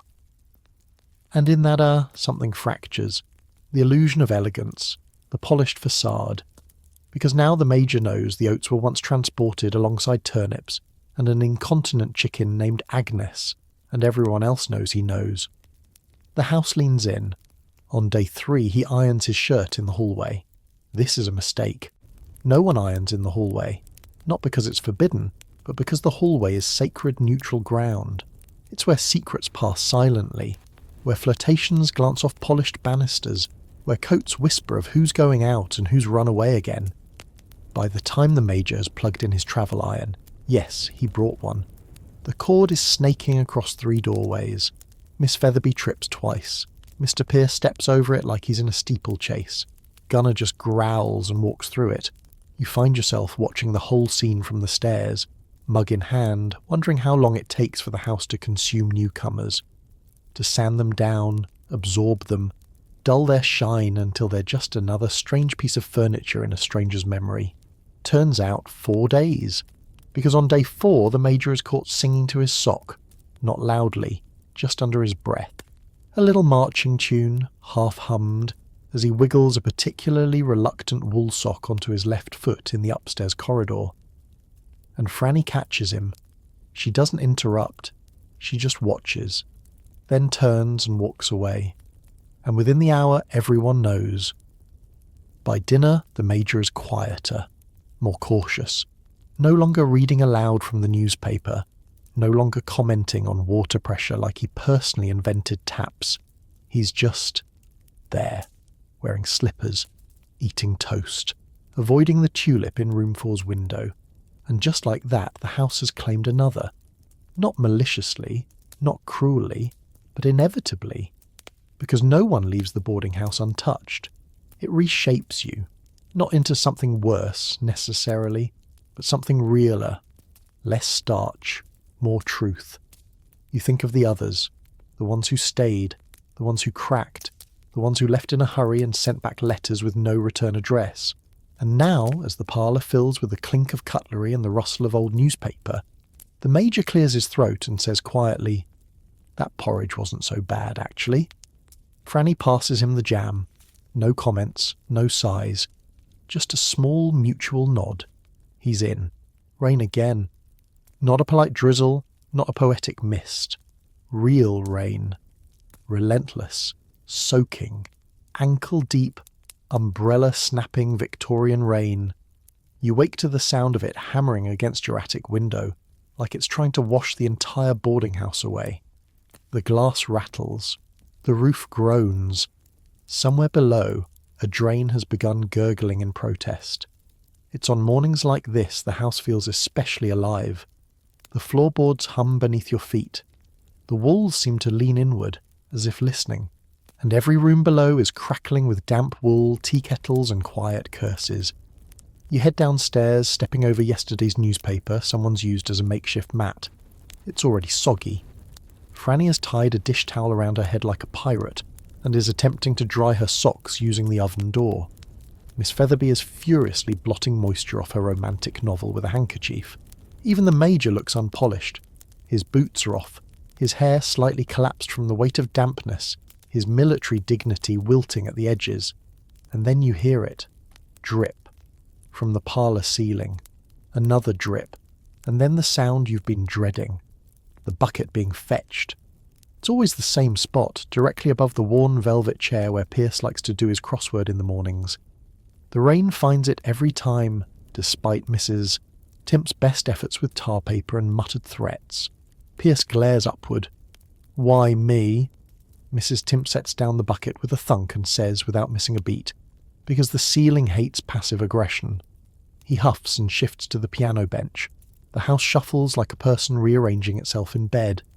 People slide chairs, swap mugs, trade dry spots like wartime rations. Gunnar starts boiling potatoes, claiming it's the only thing left to do. Franny plays a game called Guess That Leak from the Stairwell. Someone, maybe Featherby, has begun humming something suspiciously cheerful. And outside, the rain doesn't stop, not even a little. By midday, the house has turned into a kind of ark.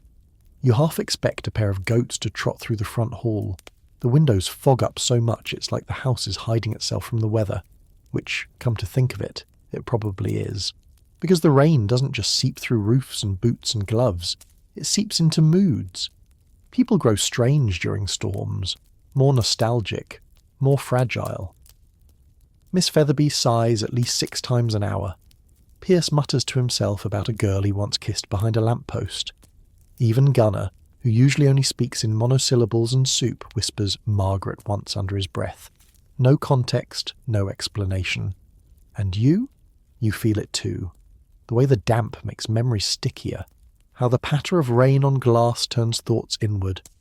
How even the fire seems less warming and more reflective. You end up sitting on the floor of the parlour with a blanket around your shoulders, listening to the quiet drip into the bucket and the occasional creak of the walls adjusting to their soggy condition. And that's when Mrs. Timp enters with a tin box. No label, no explanation.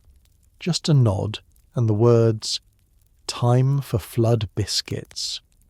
Everyone groans. You brace yourself. The tin creaks open like a coffin. Inside, pale, cracked rounds of mystery dough. Some flecked with something that might be raisins, some not. "Flood biscuits," says Mrs. Timp, placing the tin with reverence on the piano bench, "are for rain days only. They are awful, but they are tradition. And in this house, tradition is law. One by one, everyone takes a biscuit. The ritual is solemn, as if consuming a sacred relic. You bite into yours and discover that its texture lies somewhere between sandstone and despair. Franny winces. Did you put sugar in this? Mrs. Timp shakes her head. Never have, never will.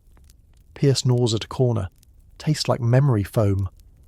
Gunnar finishes his in one bite and stares into the distance as if summoning inner strength. The Major, bless him, manages to chew without comment, though his moustache twitches, betraying mild trauma. And yet, no one refuses the second one, because that's the strange power of the boarding house. Even bad things, when shared, become oddly necessary. By the third biscuit, conversation begins to shift, from grumbles about rain to stories, the kind that only come out when the sky won't stop weeping. Pierce tells a tale about a French woman who stole his wallet and his heart in the same evening. Miss Featherby speaks wistfully of a garden she once lived next to but never entered. Gunnar shares the entire plot of a dream he once had in 1987, involving a horse in a top hat. Even Mrs. Timp tells one about a former tenant who swore he could smell thunderstorms before they happened, and once predicted rain 3 days in advance with nothing but a nose twitch and a bad feeling. He later moved to Cornwall and married a lighthouse. You're not sure if that last part is true, but you listen anyway, because that's what the rain does. It draws the past out like damp from old wood, softens the hard edges of people, loosens their stories until they slip into the room like steam from the kettle. And amidst the tales and the biscuits and the drip, drip, drip into the bucket, you realise something else. The house remembers too. Every flood day the same tin appears, the same chair is moved from the leak, the same jokes are made and groaned at and loved anyway. You lean your head back against the peeling wallpaper and look up. The ceiling stain is growing again, like a slow-blooming flower of mildew, and yet it's comforting, because it means the house is still doing what it's always done, absorbing the storm so you don't have to. Later that evening, when the rain finally slows, Franny opens the back door. Just a crack. Just enough for fresh air to nudge its way in. Everyone sniffs. No one says anything, but you all feel it. That moment of reprieve. The biscuits are gone, the tin closed, the story's spent. But the walls seem warmer, the silence gentler. Even the tulip in room 4's window is glowing a bit more brightly in the fading light. And as you head to bed, stepping over still damp socks and carefully placed buckets, you think to yourself, that wasn't just a rainstorm. That was a memory being made. There's a scratching noise behind the pantry wall. Not the usual creak of the house settling. Not pipes. Not weather. No, it's sharper, rhythmic, intentional. You hear it while reaching for a spoonful of tea leaves. Early morning, half asleep. You freeze, tin in hand. Scratch. Pause. Scratch, scratch. You're not the only one who hears it. By the time you arrive in the breakfast room, Franny has already gathered the others. Gunnar's holding a broom like a weapon. Miss Featherby clutches a candle even though it's broad daylight. Mr. Pierce is in his slippers, armed with a rolled-up magazine from 1996. Mrs. Timp appears, holding a saucepan with both hands. No need to panic, she says calmly. It's probably just the wall ferrets. You blink. I'm sorry. The what? Wall ferrets, she repeats. Every few years. They come through the plaster looking for oats, or somewhere to die. Hard to tell. Pierce nods solemnly. Last time they chewed right through my dictionary. The Major looks sceptical. Surely you mean rats. No, says Franny, eyes wide. They're long, too long, like furry worms with teeth, but smarter. Miss Featherby chimes in. One winked at me. I still have the scarf it chewed. Gunnar just shrugs. I name 'em. You feel suddenly unqualified to live here. But now it's become an operation. Chairs are moved. Baseboards tapped. The pantry shelves are cleared for the first time in decades, revealing a stack of expired marmalade jars and a postcard from Belgium dated 1972. The scratching continues, now higher up. It's in the wall, whispers Featherby. Between the rooms. Mrs. Timp snorts. Of course it is. Everything important is. Eventually it's decided that someone must go into the crawl space. Everyone turns to you. You're the smallest, Franny says gently, which is both true and unfair. So now you find yourself with a flashlight, a knit cap, and a biscuit for courage, lowering yourself through a narrow gap behind the pantry shelves into the shadowy void where plumbing goes to die. It smells like dust, regret, and a hint of cloves. You crawl forward, the light bouncing off old cobwebs and forgotten spoons. The scratching gets louder. Then, nothing. Just silence. Then, from the gloom, a pair of eyes, tiny, beady, curious. Not a rat, not a ferret. Something else. Something that looks at you as if you're the oddity here. And then it vanishes, slipping sideways into the darkness between walls, like a secret returning to its hiding place. You crawl back out, blinking at the light. "Well?" Franny asks, holding out the biscuit like a reward. You take it and shrug. "Gone." Everyone nods. "No harm done," says Mrs. Timp. "Until next time," murmurs Pierce. And just like that, the furniture is returned, the marmalade jars stacked back into place, and the moment passes. But as you sip your tea and glance at the wall, you can't help but feel watched. Not in a menacing way, in a protective way. As though the house has guardians you never noticed before, and they've finally noticed you back. That night, the dreams are different. You drift into sleep expecting the usual jumble, rain leaking through ceilings, Gunner frying sausages while wearing feathers, Pierce marrying a dictionary, but instead you dream of corridors, long, narrow ones, inside the walls. You walk along them barefoot. The wallpaper is reversed, patterned on the inside. Tiny doors line the way, some open, some just slightly ajar. Behind one, a music box playing itself. Behind another, a portrait of Franny, except she's blinking. You wake with a jolt, but the dream lingers. That feeling of being somewhere just beneath reality, where the house keeps its private truths.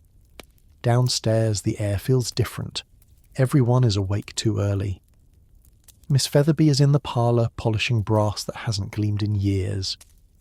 Pierce is carefully folding all the crossword clippings he used to leave scattered around. Gunner has swept the kitchen, the entire kitchen. Even Franny is humming while she lines up spoons in unnervingly straight rows. You finally ask, "What's going on?" Mrs. Timp doesn't look up from her ledger. "It's Creeks Day," she says. "I'm sorry. What?" "Creeks Day. Happens once or twice a year. The house gets sensitive, restless. We tidy things, show respect, helps it settle." You glance around. Everyone's nodding. And if you don't, Pierce speaks up. "Once didn't polish the banister. Got a sliver the size of a fish hook." Featherby shudders. "I skipped last year. Couldn't find my left shoe for 3 months. Ooh. You go along with it. You help scrub the banister, straighten paintings that have never hung straight, dust the top of the grandfather clock, where you find 3 buttons and what might be a petrified carrot. It all feels oddly reverent, like spring cleaning for a haunted monastery. By midday, the atmosphere shifts. The air grows still. The ticking of clocks aligns. Even the floorboards stop creaking, as though the house has taken a deep breath. And then, a gift, left at your door, a tiny box. No name, no note. Inside, a thimble, perfectly polished, and a folded scrap of paper that simply says, "You belong now." You look up and down the hallway. No footsteps, no voices, just the sense of being seen. Later, you show it to Mrs. Timp. She smiles. "It's official then. You've been welcomed." "By who?" She shrugs. "Does it matter?" You're not sure. But that night, as you lie in bed listening to the faint whisper of wind through the chimney, you no longer feel alone. The boarding house doesn't just hold people, it keeps them. Their stories, their habits, their slippers under the stairs and hairpins in the washroom and faded photographs tucked into corners. And now it's keeping you too, not trapped, just tucked in. You find the ledger by accident. Wedged behind the radiator in the upstairs hallway, its spine split and corners curled like an old sandwich. You think it might be another of Pierce's crossword notebooks, until you flip it open and see the looping, careful ink. Borders, House of Timp, year commencing 1872. Your fingers hesitate. You shouldn't, but of course you do. The first page is neat, almost obsessively so. Columns labelled name, room, date in, and notes. The handwriting is elegant, formal. You recognise none of the names. There's a Mrs. Hartnell in room 3, a Mr. Blythe in 6, a Miss Thornbridge in the attic, noted with a star. Next to Mr. Blythe, someone has written, snored like a jug band. Next to Miss Thornbridge, spoke to the curtains daily. They never spoke back.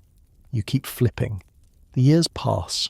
So do the tenants, but the notes grow warmer, familiar, funnier. Brought own toast rack, refuses house rack. Tea strength, lethal. Disappears every Thursday in full opera costume. No explanation ever provided. And then, your name. There it is, your room, your move-in date. But under notes, something else. Reluctant at first, but softening. Definitely one of ours. You don't remember anyone watching you write grocery lists or cry over socks that won't dry. But somehow, they knew. You carry the book downstairs like it's made of glass. Mrs. Timp is shelling peas at the kitchen table. She doesn't look up as you place the ledger beside her. I thought we'd lost that one, she says. Slipped down there ages ago. You sit. You kept records of everyone. We don't keep them. The house does. We just write them down. And these notes? She smiles. That's how the house remembers who's who. Who needs a softer chair? Who shouldn't be seated near Gunner during breakfast? You flip a few more pages. Some are marked with pressed flowers. One has a tiny drawing of a cat in a bonnet. Another simply says, left suddenly, left everything else behind. You pause. You've had a lot of people pass through. Mrs. Timp nods slowly. Some leave footprints, some leave holes. You look back down at your entry, one of ours. It feels like being inducted into a club you never applied for, one with bad plumbing, lopsided biscuits, and a fondness for recording exactly how you like your tea. Later that evening you gather with the others in the parlour. The fire is low, rain whispers at the windows. Pierce is attempting a crossword but keeps pausing to argue with Franny about synonyms for drizzly. You bring the ledger, and for the first time you read an old entry aloud. Mrs. Dobbins, room 4, you say. Refused to eat eggs unless they were confident. There's a pause. Then everyone bursts into laughter. Franny says, I knew her. Pierce sighs. She once threw a scone at me. Called it training. The house hums, pleased, and suddenly your story here feels stitched into something much bigger. After that night, the ledger becomes something more. Not a relic, not a curiosity, but a living thing. You find yourself reaching for it in quiet moments, thumbing through pages like a well-loved diary that doesn't belong to you but somehow does. Miss Featherby begins adding her own comments in the margins. Tidy, slanted notes written with an old green pen she says once belonged to a librarian with terrible judgment and excellent shoes. One morning you catch Pierce slipping a scrap of poetry into the binding. It's only 4 lines long, badly rhymed, and ends with rhubarb gloom, but still, he blushes when you notice. You didn't see that, he mutters, but you did. And you add a haiku in return about the cursed teapot in the second cupboard. Before long it becomes routine. Franny logs everyone's preferred biscuit. Gunner likes his burnt. Miss Featherby requires 3, but only if symmetrical. Someone even doodles a caricature of the Major's moustache. Heroic, windswept, occupying most of the page. The boarding house doesn't just contain stories, it cultivates them. And somewhere along the way you realise the ledger isn't really for posterity. It's not an archive, not in the formal sense. It's a conversation. A quiet one, between boarders long gone and those still wandering the crooked halls, and as you read one particularly odd entry, Beatrice, room 7, claimed she could hear spoons gossiping. Might not be wrong. You start to notice something else. Some names repeat. Different years. Same names. Same quirks. Might be coincidence. Might be something else. You mention it to Mrs. Timp over tea. Some folks loop, she says casually as if discussing laundry cycles. They leave, come back, sometimes in different shoes. But how? She shrugs. Places like this. They echo. People do too. That evening you wander the hallway outside your room and catch your own reflection in the glass of the grandfather clock. The wallpaper glows a little from the gas lights. The air smells faintly of lemon oil and wet wool. And you wonder, have I been here before? Not just weeks ago, but sometime earlier. Another year, another shape, another pair of boots, tracking in the same muddy path across the tiles. You place your palm on the ledger's cover before bed. The binding is warm. It doesn't open this time. Instead, it feels complete, as if, for now, your page is done, but not closed, never closed. In the room next door, someone is laughing in their sleep. Downstairs, a teacup rattles gently in its saucer, and on the windowsill, the tulip from room 4 glows like a flame, petals curled like parchment. This is a place that remembers, and now it remembers you. Rain taps the roof like a metronome set too fast. You're awake before the rest, tugged from sleep by something you can't name. Not fear, not sound, just a tug. As if the house gently nudged your shoulder and whispered, "Come see." So you do. Slippers on, jumper draped over pyjamas. You pad quietly down the stairs, past the sleeping portraits in the hall, past the umbrella stand where someone's left a scarf coiled like a snake, into the parlour, where the ledger waits, but not alone. Beside it, on the doily-covered table where nobody ever places anything real, sits a letter, cream-coloured, tied with a blue ribbon. Your name is written on the front, not printed, not typed, written, in your own handwriting. Your heart slows. Hands, suddenly unsure, untie the ribbon. Inside, a letter from you, but not you now. It begins. If you're reading this, then you've stayed long enough to feel it. The you who wrote this is wiser, calmer, still sarcastic, thank goodness. The letter is dated 5 years from today, and it speaks of things you haven't lived yet. How the boarding house changed you. How Mrs. Timp eventually handed over the biscuit ledger with a wink and disappeared for a 3-month holiday to Brighton, only to return with a parrot and a tattoo of a teacup. How the Major taught you how to polish shoes so well they could blind a bishop. How Miss Featherby never aged, only collected more cats. How you eventually moved into room 3, the one with the view of the cracked chimney, because you'll want to hear the wind properly. The letter ends with a single line. You're safe here, you always have been. You read it twice, then 3 more times. You check the ink, the curve of the letters, the slight smudge where your finger must have hesitated while writing. It's unmistakably yours, which raises the question, when did you write it? And more pressingly, how? You bring the letter to Mrs. Timp after breakfast. She reads it over her spectacles, sipping her tea. "Ah," she says, "it found you." You don't seem surprised, she shrugs. Sometimes the house keeps things until they're ready to be read. But I don't remember writing it. You don't yet. You sit in silence for a while, staring out the rain-speckled window. Finally she adds, "You're not the first to get one." "Who else?" She nods toward the bookshelf, every spine slightly faded, some with bookmarks made from bus tickets or pressed petals. Some of those were written before the writers arrived. You swallow. "I'm not sure if that's comforting or terrifying," she smiles. "Why not both?" The fire crackles, the tea steams, and you begin to understand that the boarding house isn't a place where time passes. It's a place where time gathers. Later that afternoon, something curious happens with the clock. The grandfather clock in the hallway, the one that's always been 5 minutes slow, always leaning slightly to the left, always chiming once at 4 o'clock for reasons no one can explain, stops. Not in a dramatic, gears-crashing, chime-clanging way, just quietly. It ticks once, then nothing. Mrs. Timp notices first. She frowns at it like it's misbehaved, taps the side. Nothing. Gunnar fetches his toolbox. Pierce brings a bowl of walnuts, unsure why. Miss Featherby produces a pencil and says, "I had a dream about this." No one knows what to do, so you sit on the hallway floor in your socks, looking at this strange wooden monument to consistency, now fallen silent. And that's when Franny points to something. There, just inside the glass. A slip of paper, wedged behind the pendulum. You open the case, carefully, reverently, like the clock might gasp awake if startled. The note is old, folded neatly. The ink has faded, but not enough to hide the message.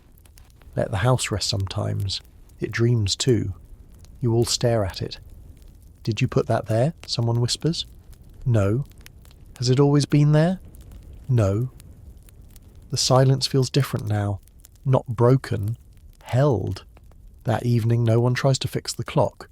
You leave it still like a sleeping cat on the windowsill. And the strangest thing? The house feels lighter. Like a breath has been released. It's not just a place you live in anymore. It's a place you're part of. A rhythm. A loop. A memory stitched to others. Later, in your room, you notice something you hadn't seen before. A mark on the wall. Faint, near the baseboard. It's your handwriting again. Carved in, barely visible. Third time lucky. You don't remember writing it, yet it fits. You place your hand over the words. Warmth hums up through your palm. This place has remembered you more than once. And perhaps, just perhaps, you've remembered it too.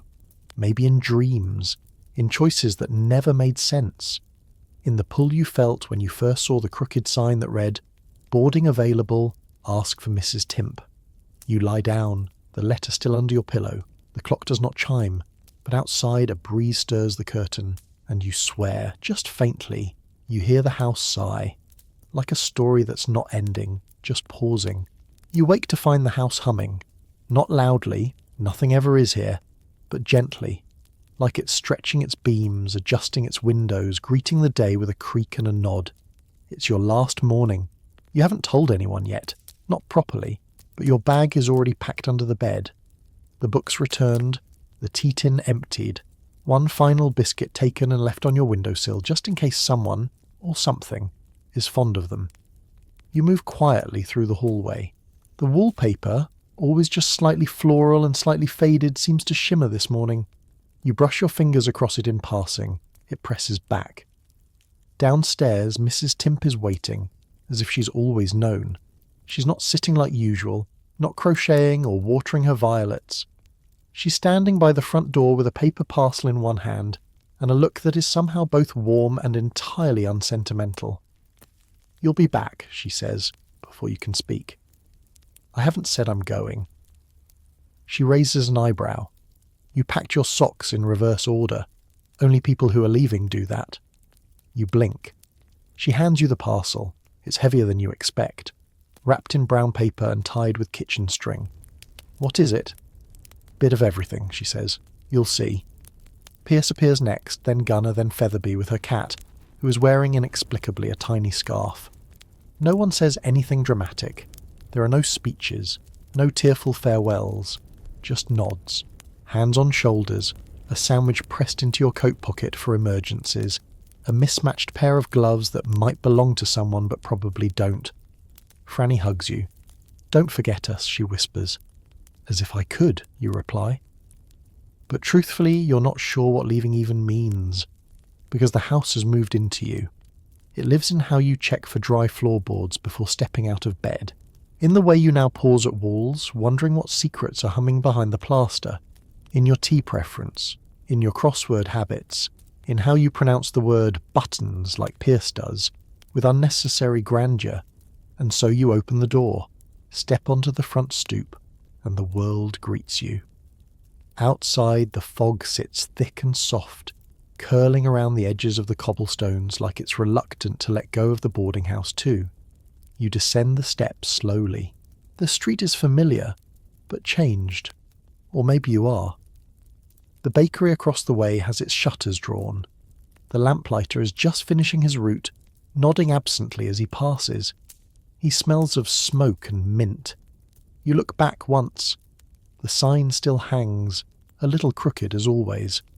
"Boarding available. Ask for Mrs. Timp." But the windows shimmer. Not with light, but with memory. You swear you see your own silhouette passing behind the curtains, arms full of laundry. Franny's laugh rings faintly through the bricks. Miss Featherby's cat watches you from the attic window, scarf flapping gently like a farewell flag.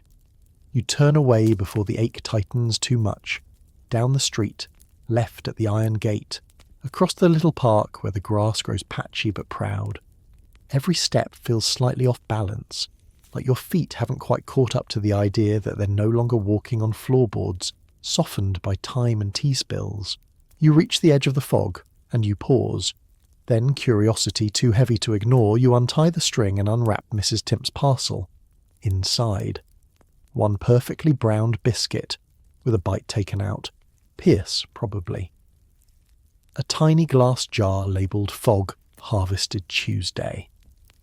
A photograph of the dining room, everyone seated, even you, though you don't remember the photo being taken. And the ledger, the very same one. Only now, it's blank. You run your fingers over the first page. Then you notice the inscription on the inside cover. New ink, sharp and confident. This time, it's yours. You close the parcel slowly, hold it to your chest, and keep walking. Wherever you go next, whatever door you open, you know it won't quite compare. Because there's a house in your memory now that still knows your name, a chair that still creaks your rhythm, a kettle that whistles when you're sad, and a ledger that someday will be full again. You don't say goodbye. You don't need to. The house doesn't end. It waits. The fog behind you softens into memory. You keep walking, not because you need to get somewhere, but because the rhythm feels right. Left, right, pause, just like the creaky stair by the second-floor landing. You still feel it underfoot, even here on open pavement, and even though the world outside the boarding house has returned to its usual shape, carts rattling past, birds arguing in a hedge, a baker arguing with no one in particular, you carry the stillness with you. That peculiar quiet of a place that listened when you spoke, even if you didn't say a word. Maybe you'll settle somewhere new. Maybe you'll find another house with leaning walls and gossipy wallpaper and teacups that know too much. But tonight, as you drift into bed, wherever that bed may be, you'll feel the same old pull. That crooked comfort of a home that didn't just shelter you, it remembered you. So as your head touches the pillow, take a slow breath. Let it settle behind your ribs like the weight of a soft blanket. Let the day blur, the corners of your mind go loose, and as sleep draws near, listen, just faintly, for the echo of footsteps in a hallway you once knew, a door clicking shut, a kettle beginning to boil, the gentle rustle of a page being turned. You're not alone, not really. The boarding house is still there, somewhere, or somewhen, and it's saving your seat. Good night.